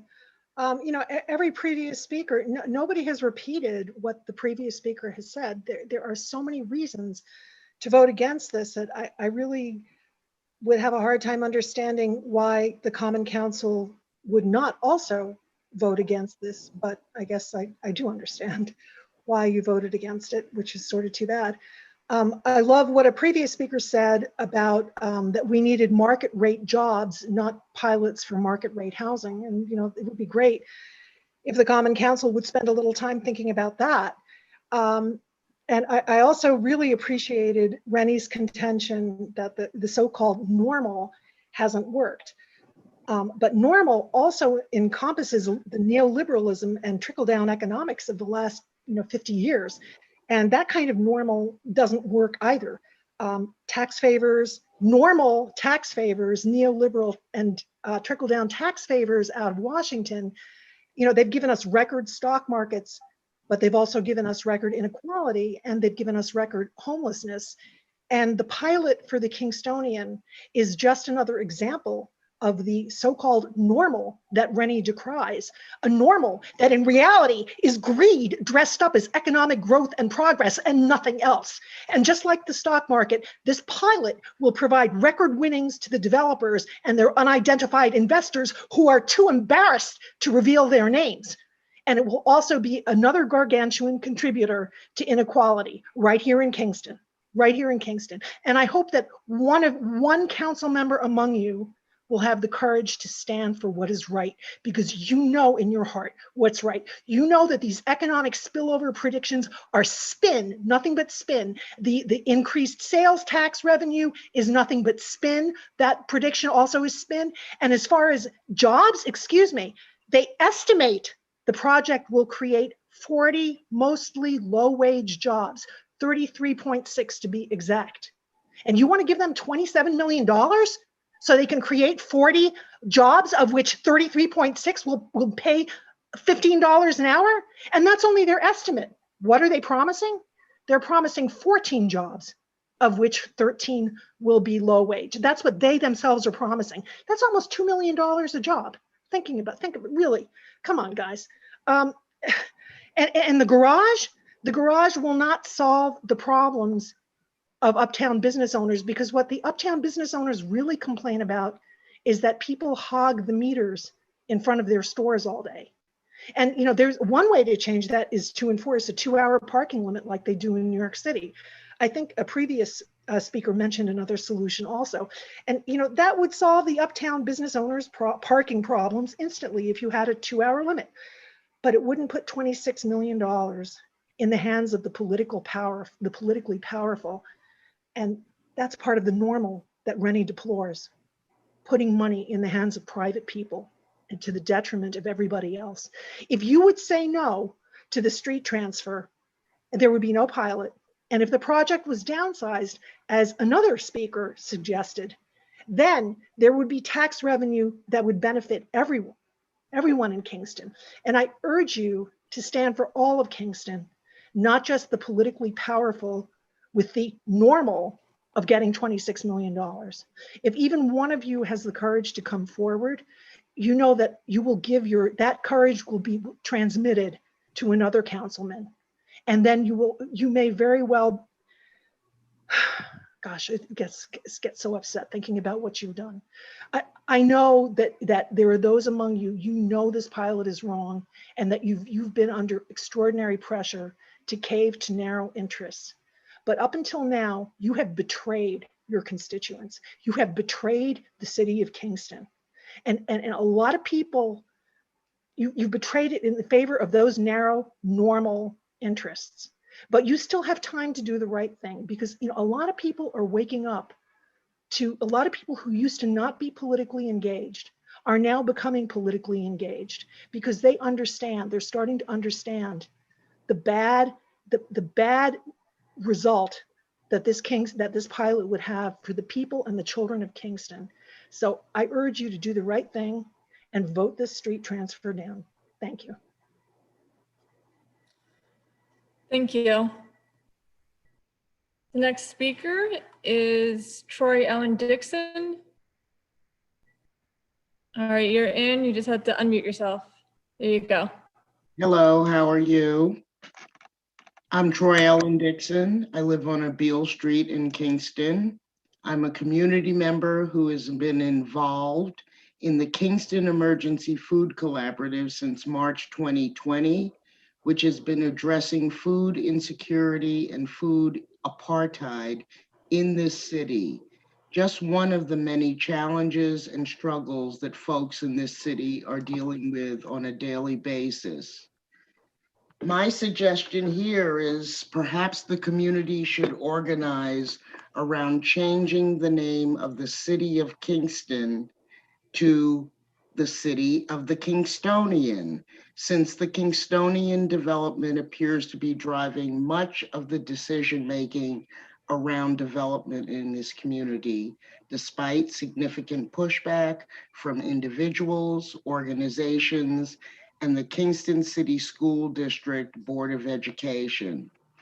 Perhaps the fix is in approving the pilot, changing IDA rules 2 times to benefit the developers, the proposal to move decision-making about Fair Street from an elected body to an unelected body. And that fix is not designed to benefit the overwhelming majority of Kingston residents, who I think are the real Kingstonians. Thank you. Thank you. And the next speaker is Rebecca Martin. Hi there. Welcome. Thank you. I've worked with most of you over the last 15 years together when the public good was at stake, and this project is no different. And I wasn't going to speak tonight, but the tone deaf presentation by Rennie and the smirks on faces just really compels me to come forward to tell you all that I wish that we were there tonight packing the chambers with community members so you could see the constituents' faces, that this is not a joke, this is not funny anymore. We are really angry about what's going on. And we've spent a lot of time, spent 3 years dissecting this process, and at every turn, the council has not responded. You know, tonight I'm going to just speak about the Fair Street extension because that's what's in front of you right now.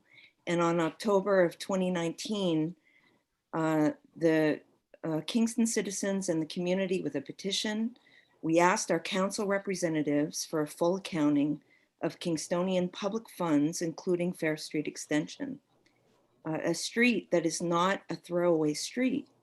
It not only outlines a historic bluff, it's also infrastructure that the community has invested in for generations. You know, the environmental assessment form, which is essentially the Kingstonian developer's application that initiated the seeker process, lists the Common Council as handling the sale or lease of Fair Street extension. And the KLDC, the Kingston Local Development Corporation, that the mayor is working to transfer the street and perhaps the parking lot, don't know, is not listed in the application as other local agencies having a discretionary decision to make. The HLPC is there. The KLDC is an appointed body by the mayor, who is the president of the board, who appoints members without any oversight, where the Kingstonian developer, Brad Jordan, is a member for 20 plus years, who's rumored to have been, who is stepping down from the KLDC, which would be appropriate, or at least to recuse himself from the vote, we have to see. But as it stands, Brad Jordan is listed in the org chart for the KLDC. Furthermore, we don't even know whether or not this process to transfer a street to the KLDC requires a seeker process, does it?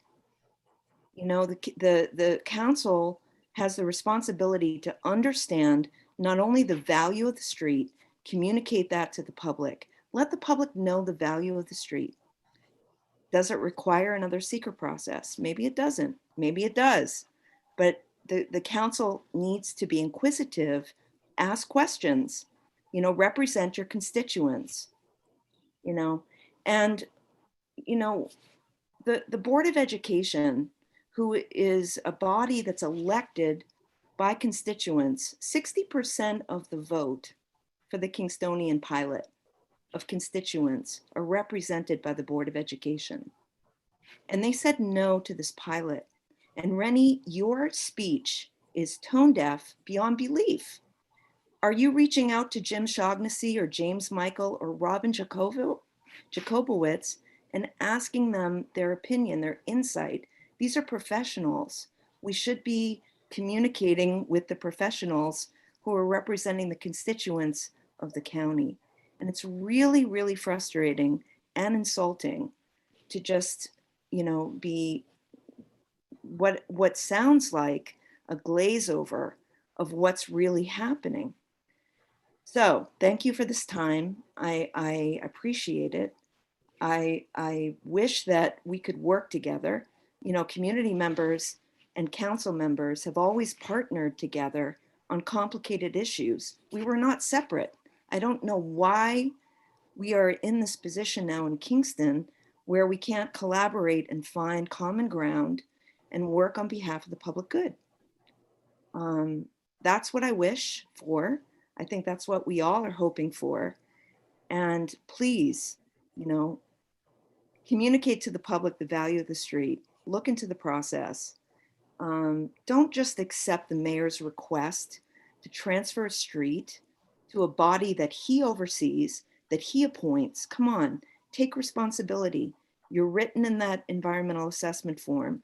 We should all hear from you. If you're going to transfer it, then we expect that each and every one of you explain your vote, why you're going to allow that transfer of power of the sale or lease of that street.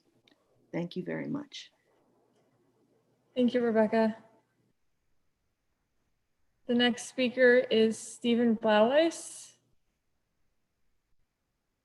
Hello. Hi. Can you Hi, hear? Stephen. Welcome. Hello. Thanks. Yes, we could hear you. For hanging in there. I know this is a long one. I just have to say, being here for about 21 years, we finally were able to make a left turn on Fair Street from North Front. No, I'm all kidding aside, actually. I just have to say that I certainly feel that a bigger assessment has to be made. I only learned tonight that just a couple of hours of what the traffic was on one day certainly doesn't seem to be enough. And then, I'm so disappointed just about everything about this project in general. From the very beginning, I mean, the original design, when they showed it, was so weak. These people seemed unqualified. I don't understand, like, throughout this whole process, like every step of the way has been just bending over backwards for these people, giving them the money, letting them have the street, submitting a bad design, letting the mayor put people that he wants, getting rid of other people, override. Why all this? It just from our point of view as citizens, we're sitting back looking at this like, why all this? And for something that isn't even that great of an idea, and a monolith and such a large project. And it just, as sitting here today, and it's almost exactly a year ago, I was actually reminded myself of when we were all watching the impeachment hearings. And every day when I would hear the people coming to give their testimony, and I'd say, okay, now that, oh my God, that is, and that, like tonight, I feel now, if you notice, not one person is for the project and beautifully eloquent with all their ideas. And same thing last year at the impeachment, there were people giving their testimony, and then at the end they just said, "No, that's okay. We're just going to ignore everything," and that's what I kind of feel like is where we're heading for here. And I know half of the aldermen here, and I'm friendly with them, and I'm just don't understand. I feel you need to really take a step back and please give your true integrity to these decisions. And thank you very much. Thank you, Stephen. The only speaker that I don't see is P.N. Grover. I'm going to open the 3 numbers I have, phone numbers. If you're there, you could unmute yourself.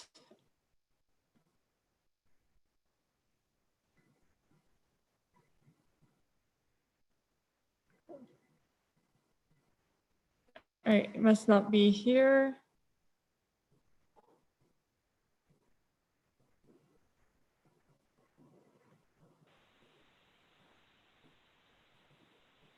Is that you, Neil? All right, I see a hand up. Jenny Bates, if you'd like to speak, address the council, please. Good evening, this is Jenny Bates. I live in Uptown Kingston on Washington Avenue. I've been listening to this entire meeting. I have nothing prepared, but I'm just so impressed by my fellow citizens and all the points they raise in opposition to both the sale of First Street Extension and the general development of the Kingstonian. But I would like to give this chance to my husband, if that's okay. I don't know if this is allowed in your rules, for my husband, Steve Clorfine, to offer his thought. Is that okay, Andrea? Yes, that's fine. Thank you. Okay. This is Steve Say Clorfine. I live on Washington Avenue in Kingston. I wanted to actually thank Rennie for the comprehensive and educational state of Kingston address from the point of view of the council. I learned a lot from it, and I've been learning a lot about the other things that have not been in my purview for a long time. I wanted to say several things in relation to Rennie's address and not go over what other people have said, but to say up front that I've been disappointed is a very mild word for what I've felt around this project, and I've spoken at City Hall several times about it. And this latest piece about the Fair Street extension is just beyond words, beyond my belief here. But I wanted to go back to what Rennie spoke about. The first thing I want to say is that it's almost insulting to hear praise for the developers, including 10% affordable housing in this project. We fought so hard to just get that. If some of us hadn't been there speaking, and forcing people to listen and follow the law, we had a fight over the law. We had a fight for the law that was enacted around affordable housing. And we settled for 10% when it really should have been 20%. So I would really appeal to you to stop commending the developers for 10% affordable housing, especially in the wake of what every speaker before me has mentioned about housing in the city of Kingston. We ourselves are a rather typical middle-class income family who, when our lease is up on the property that we rent in a year and a half, we will not be able to afford to find housing in Kingston. And if that's the case, we'll go elsewhere, and you'll lose two citizens who've been extremely active in very important things in Kingston. My wife, as a strong member of the Repair Cafe, Transition Town, and also as as the director of free counseling therapy for foster care children. Rennie spoke about, and please forgive me if I can't summarize the words correctly, but what I understood was that the council was going to work with the developers to encourage them to provide more energy neutral systems into the Kingstonian. Given what the developers have shown us face value very clearly about their lack of interest in doing anything that cuts into their profits, which are astounding and fearful. To hear that the council is going to encourage them to become more energy neutral in the construction of this project saddens me greatly. How do you encourage when you have the power to do otherwise? I also wanted to say that I sat through the entire UCIDA meeting, and I know that's in some ways not pertinent to the Common Council. I witnessed the chair of the meeting pretty much railroad it through. It was boom, boom, boom, except for one person who took up most of the time speaking. And the last thing he said was that he found it atrocious that there had been such vitriol against this project. He's a person who doesn't live in Kingston. I don't feel like he heard or understood any of the objections to this project that were voiced by people of Kingston over 3 years. That body also congratulated a member on becoming the chair of the Ulster County Realty Association. There are so many realtors involved in voting on this project. I would think that it would not be just a matter of raising eyebrows, but taking a good hard look at whose interests are at stake here. At this time in the country, and Rennie mentioned the Black Lives Matter movement, there's a big piece of that movement that's about equity. And in this project, there is no equity. And the final blow is giving away the Fair Street extension. Like everybody else, I plead with you to vote no on giving away the Fair Street extension. Thank you. And thank you for your time. I realize that when I think about the time I've put into this, and I say, wow, I think about the time that you've put into this, and I at least commend you for your efforts at listening to all of us. Thank you. Thank you. Have a nice night. Okay, next speaker is James Connors.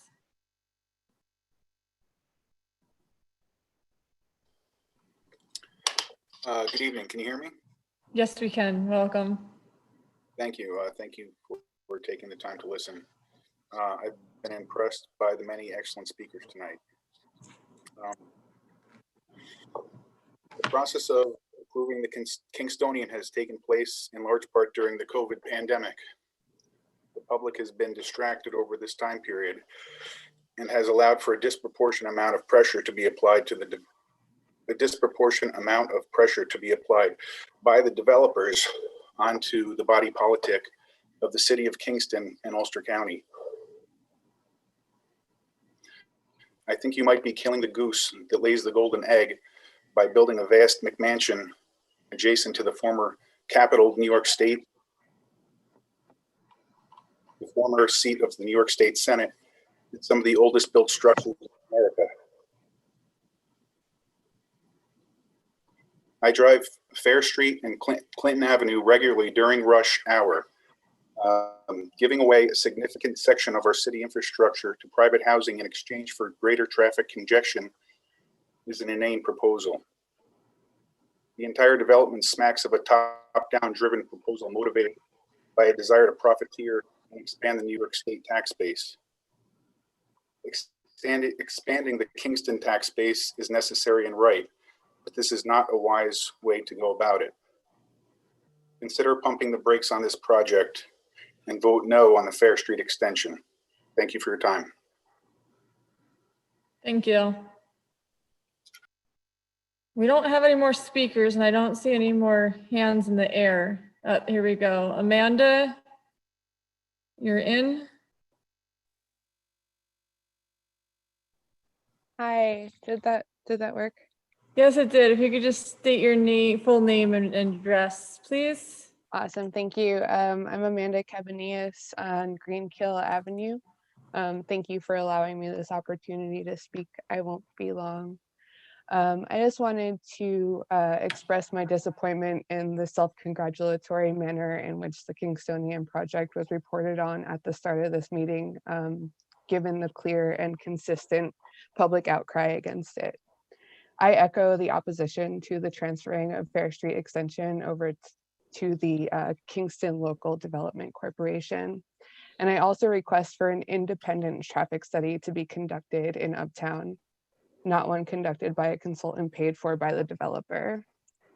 I'd also like to ask how the mayor came to the decision that this street is, quote, no longer needed for city purposes, end quote. So to the Common Council, please live up to your responsibilities and give this more thought. Provide a report on the value of this parcel to the public and vote against this move. Thank you. Thank you.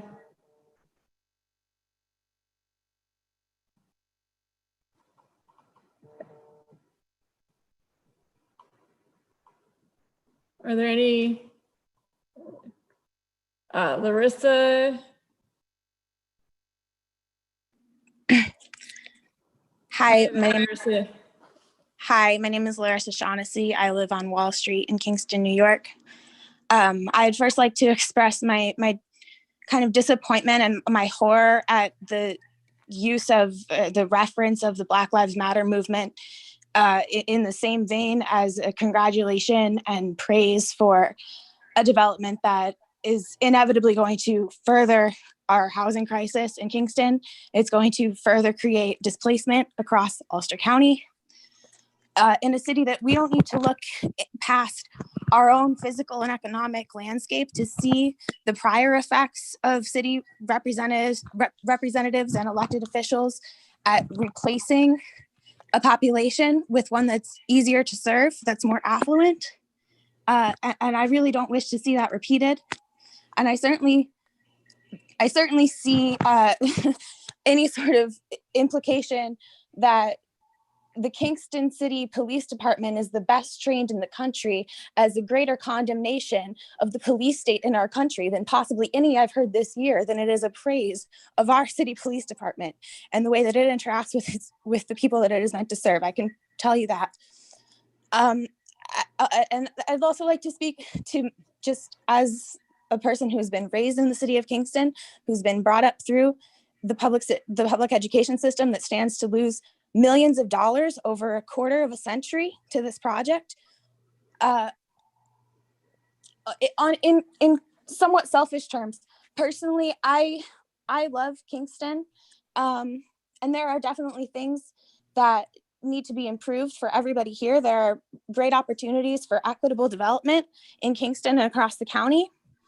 As someone who lives on Wall Street, where Fair Street starts to conjoin with it and comes very close to where the properties are on both streets, I frequently use Wall Street and Fair Street to go just about anywhere that I'm going, and I'm deeply opposed to any consideration of changing the directions of those two streets because I'm attached personally, and I think I'm not alone in this, to the landscape of coming into Uptown Kingston down Wall Street. I think it's beautiful. I think it's something that is iconic to Uptown Kingston that stands to be changed for the benefit of private individuals, just like everything that has been proposed at every level for the gain of this project, that ultimately is a farce and is going to be very, very damaging in so many ways on every level to anybody that doesn't have an ownership stake in the project. So for all of those reasons and many more, I don't think that the extension of Fair Street should be conveyed to these developers. And I certainly don't think that that decision should be passed to a private committee, which the public has absolutely no say in the representation or the makeup thereof. Thank you.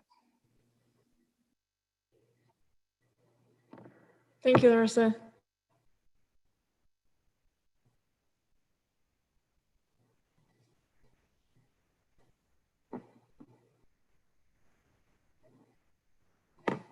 All right, I'm just checking the Q&A, but I don't see any new speakers. So we'd like to thank everybody for coming and speaking.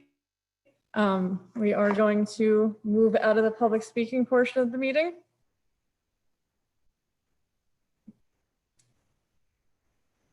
We now enter into claims and communications. Hearing no discussion, they will be on file in the clerk's office. Can I get a motion to dispense with the second reading of the general bills and pay same? That's you, council. Motion by Patrick O'Reilly, second by Michelle Hirsch. All in favor? I need you guys on the screen so I could see your votes, please. Aye. Aye. Don, thank you. Opposed? Motion is adopted 9-0.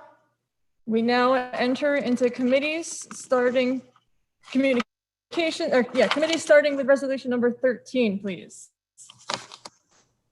Resolution 13 of 2021. Resolution of the Common Council of the City of Kingston, New York, recommending approval of a transfer in the wastewater treatment budget in the amount of $40,000 to cover the expense of equipment. On the question? Hearing no discussion, I'll call for the vote. All in favor?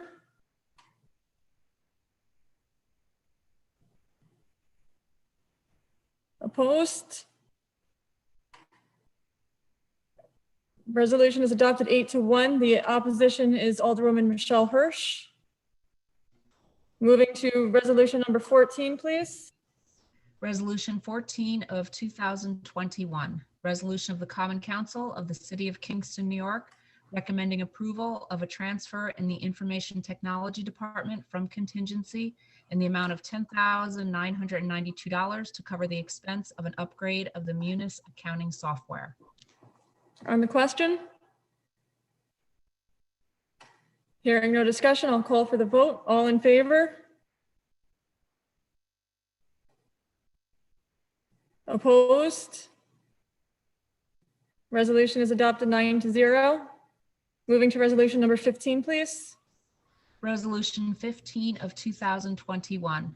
Resolution of the Common Council of the City of Kingston, New York, recommending approval for a transfer in the Assessor's Department to balance the department budget. On the question? Hearing no discussion, I will call for the vote. All in favor?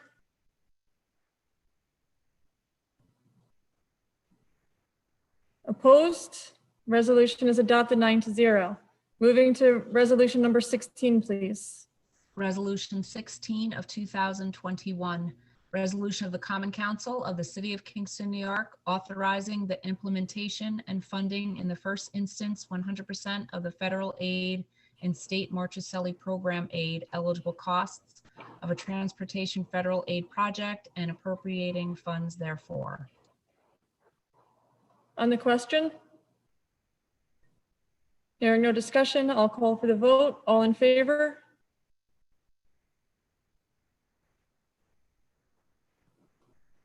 Opposed? Resolution is adopted 9-0. Moving to resolution number 17, please. Resolution 17 of 2021. Resolution of the Common Council of the City of Kingston, New York, adopting the standard work days for elected and appointed officials in the New York State retirement system. On the question, Alderman Tony Davis. I have to recuse myself since this is in reference to me. Okay, thank you. Anyone else? Hearing no more discussion, I'll call for the vote. All in favor? Opposed? Resolution is adopted 8-1. The one opposition is the recusal by Tony Davis. Moving to resolution number 18, please. Resolution 18 of 2021. Ordinance of the Common Council of the City of Kingston, New York, adopting the fee schedule for the year 2021 as set forth by the Finance and Audit Committee as per attached. On the question? Hearing no discussion, I'll call for the vote. All in favor?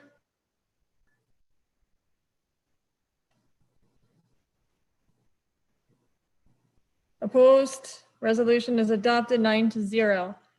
Moving to resolution number 19, please. Resolution 19 of 2021. Resolution of the Common Council of the City of Kingston, New York, amending the 2021 fee schedule adopted by the Common Council of the City of Kingston to include tow truck fees as per attached. On the question?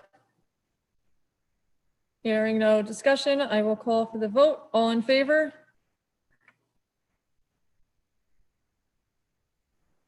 Opposed? Resolution is adopted 9-0. Moving to resolution number 20, please. Resolution 20 of 2021. Resolution of the Common Council of the City of Kingston, New York, recommending the appointment of Virginia Davis to the Board of Assessment Review. On the question, Alderman Tony Davis. I would have to recuse myself. Go ahead. Because she's my spouse, just in case anybody out there wants to know why I'm recusing myself. All right, thank you, Tony. Anybody else? Hearing no more discussion, I will call for the vote. All in favor?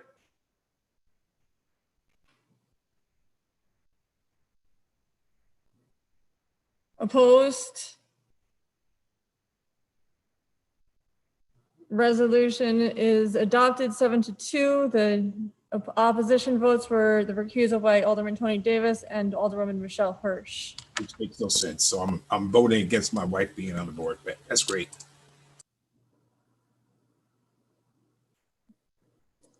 Moving to resolution 21, please. Resolution 21 of 2021. Resolution of the Common Council of the City of Kingston, New York, amending the city's municipal cooperation agreement with NILAF. On the question? Hearing no discussion, I'll call for the vote. All in favor? Opposed? Resolution is adopted 9-0. Moving to resolution number 22, please. Resolution 22 of 2021. Resolution of the Common Council of the City of Kingston, New York, removing Chapter 405-9A5B from the zoning code and adding it to Chapter 151 of the Code of the City of Kingston. On the question? Alderwoman Michelle Hirsch. Yes, this is Alderwoman Hirsch. I'll be recusing myself from the vote as I have pet hens. Thank you. Thank you. Alderman Patrick O'Reilly, did I see a hand up?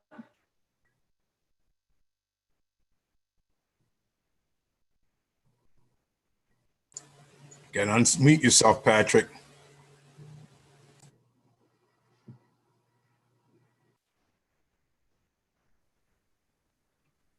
Could that be read again? And is there any details that could be added? I can read the title again. Resolution of the Common Council of the City of Kingston, New York, removing Chapter 405-9A5B from the zoning code and adding it to Chapter 151 of the Code of the City of Kingston. It's just our Alderman Jeffrey Ventura Morel. Yes, I can clarify. This passed through the Laws and Rules Committee. It was removing the section of the code that pertains to chickens from the zoning code and adding it to the animal control part of the code.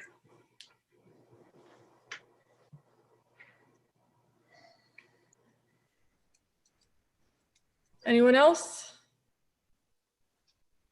Hearing no more discussion, I will call for the vote. All in favor?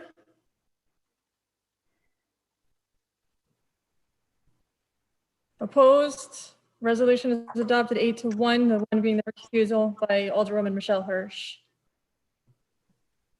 Moving to resolution number 23, because this has to be a supermajority, I'll ask for a long roll on this. Resolution 23, please. I'm sorry. Resolution 23 of 2021. Resolution of the Common Council of the City of Kingston, New York, amending specified subsections of Section 405 of the City Code of the City of Kingston. On the question? Hearing no discussion, Alderman Tony Davis and then Alderman Patrick O'Reilly. And this is Alderman Tony Davis here. And what committee did this come out of? Laws and Rules. Can this be explained in a little bit more details, please? By the chair. Alderman Jeffrey Ventura Morel, please. Yes, this is something we've been discussing for a while. It is a communication that came from the originally from the Zoning Board of Appeals, asking for us to consider making the section of the zoning code that required affordable housing in the overlay district citywide. So adopting this would make a requirement to add 10% affordable housing to any new development of 5 units or more. Thank you. Thank you for the clarification. Alderman Patrick O'Reilly. Thank you for the clarification. I'm good. Thank you. Anyone else in the question? Alderman Rennie Scott Childress. Thank you. Rennie Scott Childress here. I think this is an actually really vital piece of legislation for us. The basic housing plan that we've been developing has been to try to create housing at different levels.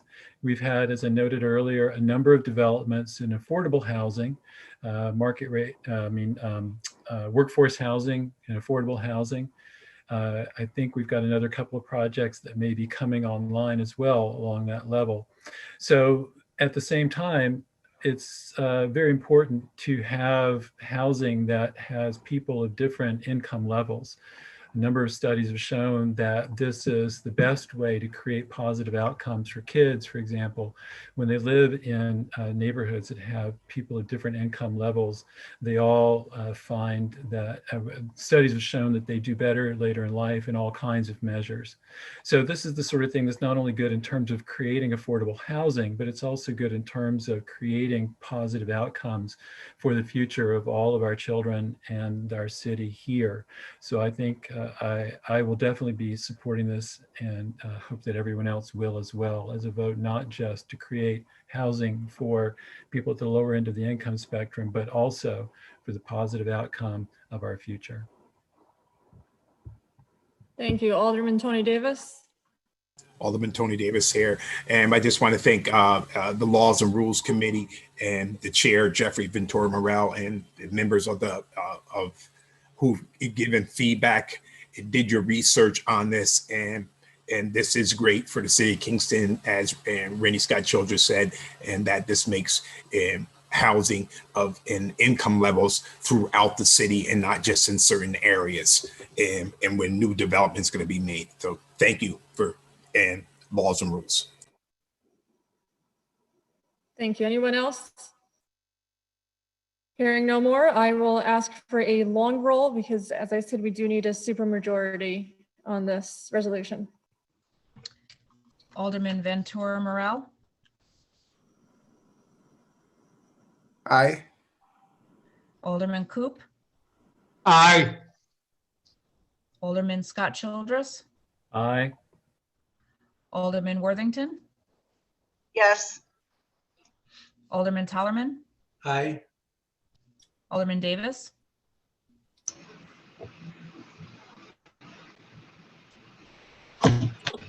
Alderman Davis. Yes. Alderman O'Reilly. No.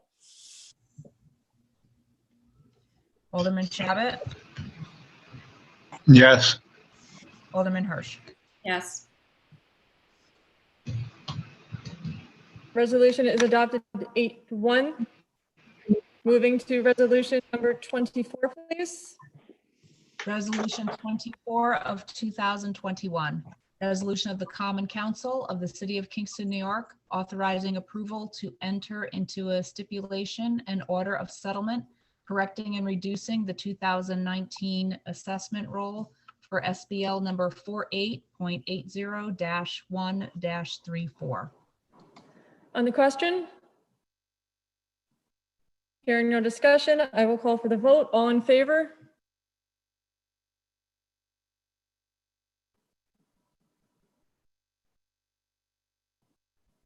Opposed? Resolution is adopted 9-0. Moving to resolution number 25, please. Resolution 25 of 2021. Resolution of the Common Council of the City of Kingston, New York, authorizing the mayor to submit an application to the New York State Environmental Facilities Green Innovation Grant Program in the amount of $5,100,000 to construct energy efficient blowers in the wastewater treatment plant. On the question? Hearing no discussion, I'll call for the vote. All in favor?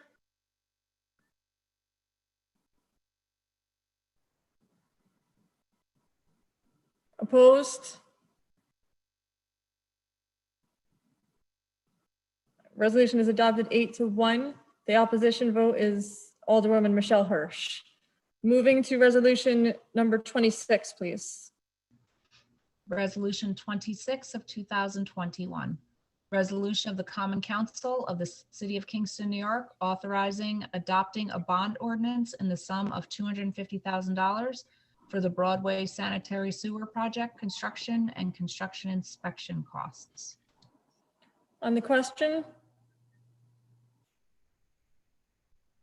Hearing no discussion, I'll call for the vote. All in favor?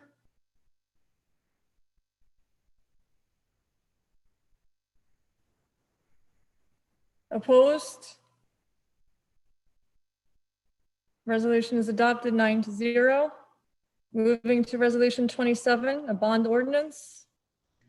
Resolution 27 of 2021, an ordinance authorizing the issuance of an additional $250,000 bonds of the City of Kingston, Ulster County, New York, to pay part of the cost of the Broadway sewer project in and for said city.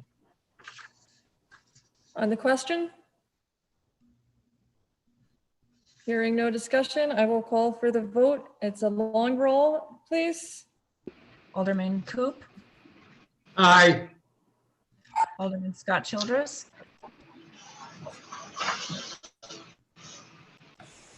You're muted, Rennie. Aye. Alderman Worthington, Yes. Alderman Tollerman, Yes. Alderman Davis, Yes. Alderman O'Reilly, Yes. Alderman Shabbat, Yes. Alderman Hirsch, Yes. Alderman Ventura Morel. Aye. Bond is adopted 9-0. That concludes our communications, and we'll conclude our meeting unless anybody from the council has anything else they wish. Alderman Rennie Scott Childress, and then Alderwoman Michelle Hirsch, and then Alderman Tony Davis. I'd like to close tonight's meeting in honor of John Wackman. John lived just around the corner here from me. He was around 70 years old and died unexpectedly. The reason it was unexpected is he was so full of life.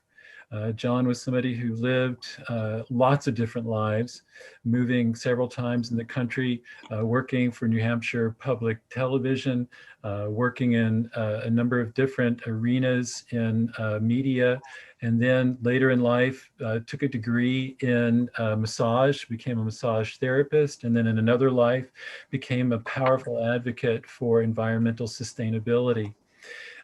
Here in the Hudson River Valley, he served as a volunteer over at the Rosendale Theater. He was instrumental in setting up repair cafes in the Hudson River Valley, but also one of the leaders in this for the whole country. He was a member of the Ulster County Climate Smart Commission and Zero Waste Initiative, as well as similar commissions here for the city. And he recently published a book, The Repair Revolution, that I hope everyone will get a chance to read. It's quite inspiring in terms of how we might reuse and not throw away so much of our culture. John was a vibrant force, a wonderful person, great smile, and we're going to miss him dearly. Thank you, Rennie. Alderwoman Michelle Hirsch. Yes, thank you. I would like to end in closing in honor of Harold Johansson, who passed away peacefully last Tuesday here in Kingston. He lived down in Wilbur. He was a tugboat captain, and his family lived down in Wilbur and would watch his tugboat come up the Hudson. He was also a much needed friend to trees down in Wilbur, and also built a bluestone wall on his property that was the first wall to receive an award from Friends of the Historic Kingston. And he was a good neighbor and friend and will be missed by his neighborhood. Thank you. Alderman Tony Davis and then Steve Shabbat. Alderman Tony Davis here. I'd like to close the meeting in honor of several people, and first being Lorraine Dart, who passed away on January 16th. Lorraine, if you went to Kingston High School and you would have known Lorraine, she worked there for 52 years as a hall monitor. And so that's how I got to meet her and know her. She leaves behind her children, Betty, Nancy, Billy, Greg, and many grandchildren, great-grandchildren, and great-great-grandchildren. And next, in the passing of Edward Burns, I call him Mr. Burns, who passed away on January 17th. And he graduated from Kingston High School, and he owned Artie's Bars for a long time. And then when that was changed over to Stella's Italian Restaurant, and so he leaves behind his wife, Barbara, his children, Kelly, Mark, Jamie, Michael, and Kathy or Catherine. And then one other one is passing of Harriet Stokes, who I called, Miss Stokes, and just being, that's how I was raised to call my elders by the last name. And she passed away on January 19th. And she was a member of the Wilfred Country Club, as well as served on the board for the Michael and Finnegan Golf Classic. And her husband, Mr. Stokes, passed away several years ago. And she leaves behind her children, John Stoke and Denise and Stoke, deceased, and Billy Stoke or William Stoke and Joe Stoke, and many grandchildren. And then the last one is a neighbor of ours, me and my wife, passed away on January 25th to live down the street from us. She kept to herself, and that she's meticulous about her yard and her hedges and the grass growing up in the, so in the summertime, you see her out there, until she, as long as she could, mowing the lawn, doing the hedges, and, pulling out the weeds in between the sidewalks. And Frances Paula Cregan, also known as Queenie. And so that's how I wanted to end the meeting. Thank you. Thank you, Tony. Alderman Steve Shabbat, please. Thank you. Actually, thanks, Tony. Tony covered a couple. I have quite a list here too. It's been a rough month, including a couple classmates. Tony touched on a couple of them, so I'm just going to mention them by name just because I want to pay my respects to them. Joan Duffy, longtime Kingston resident, large family here. She was a registered nurse at Benedictine Hospital, very active at the White Eagle Benevolent Association.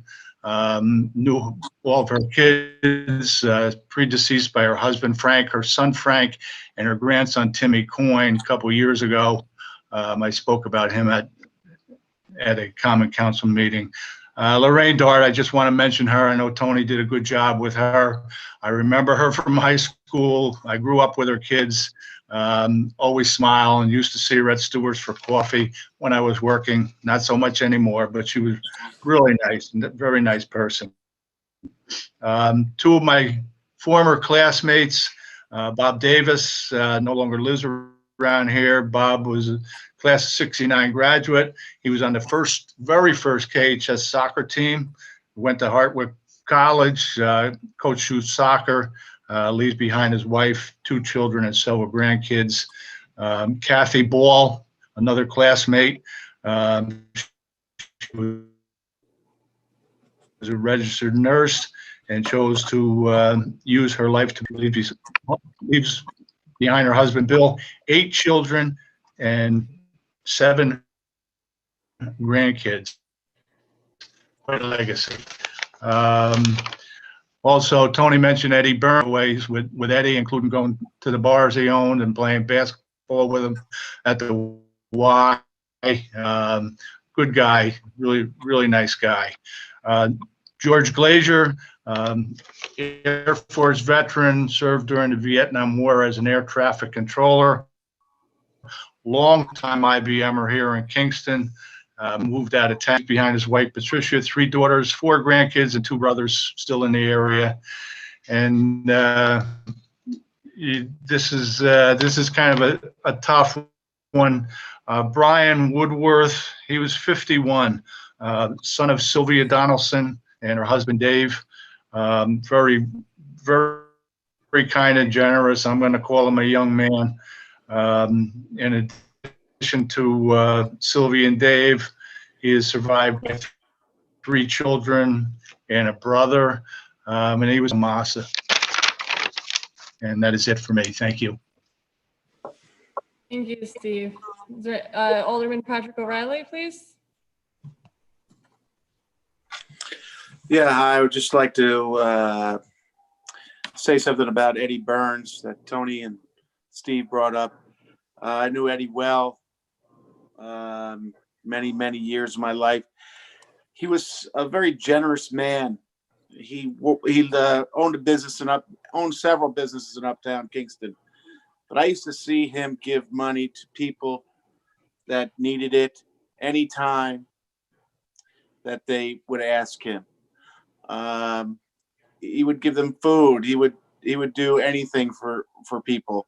He was truly a generous man, and he had an interesting sense of humor.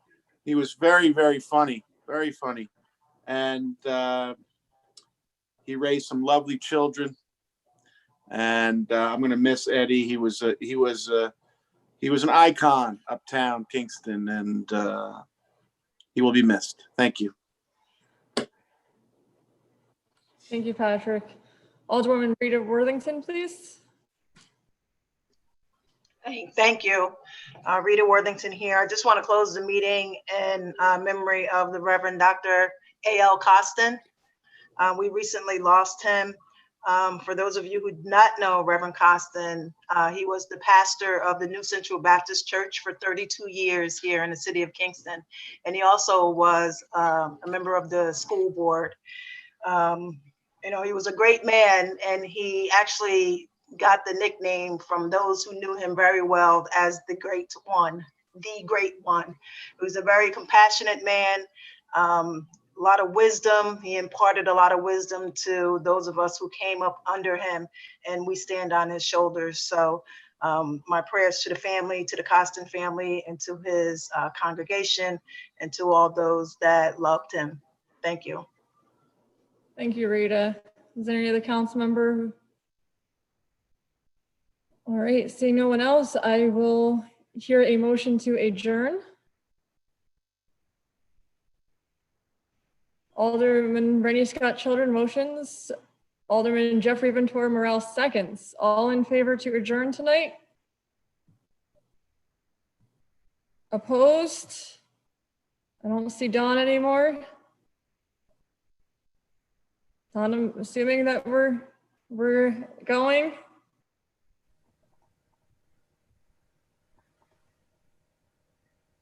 All right, we'll say it's 8-1. We hereby stand adjourned until the next regularly scheduled meeting on March 2nd, 2021.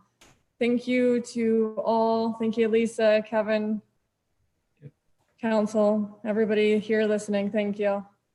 Good night, everyone.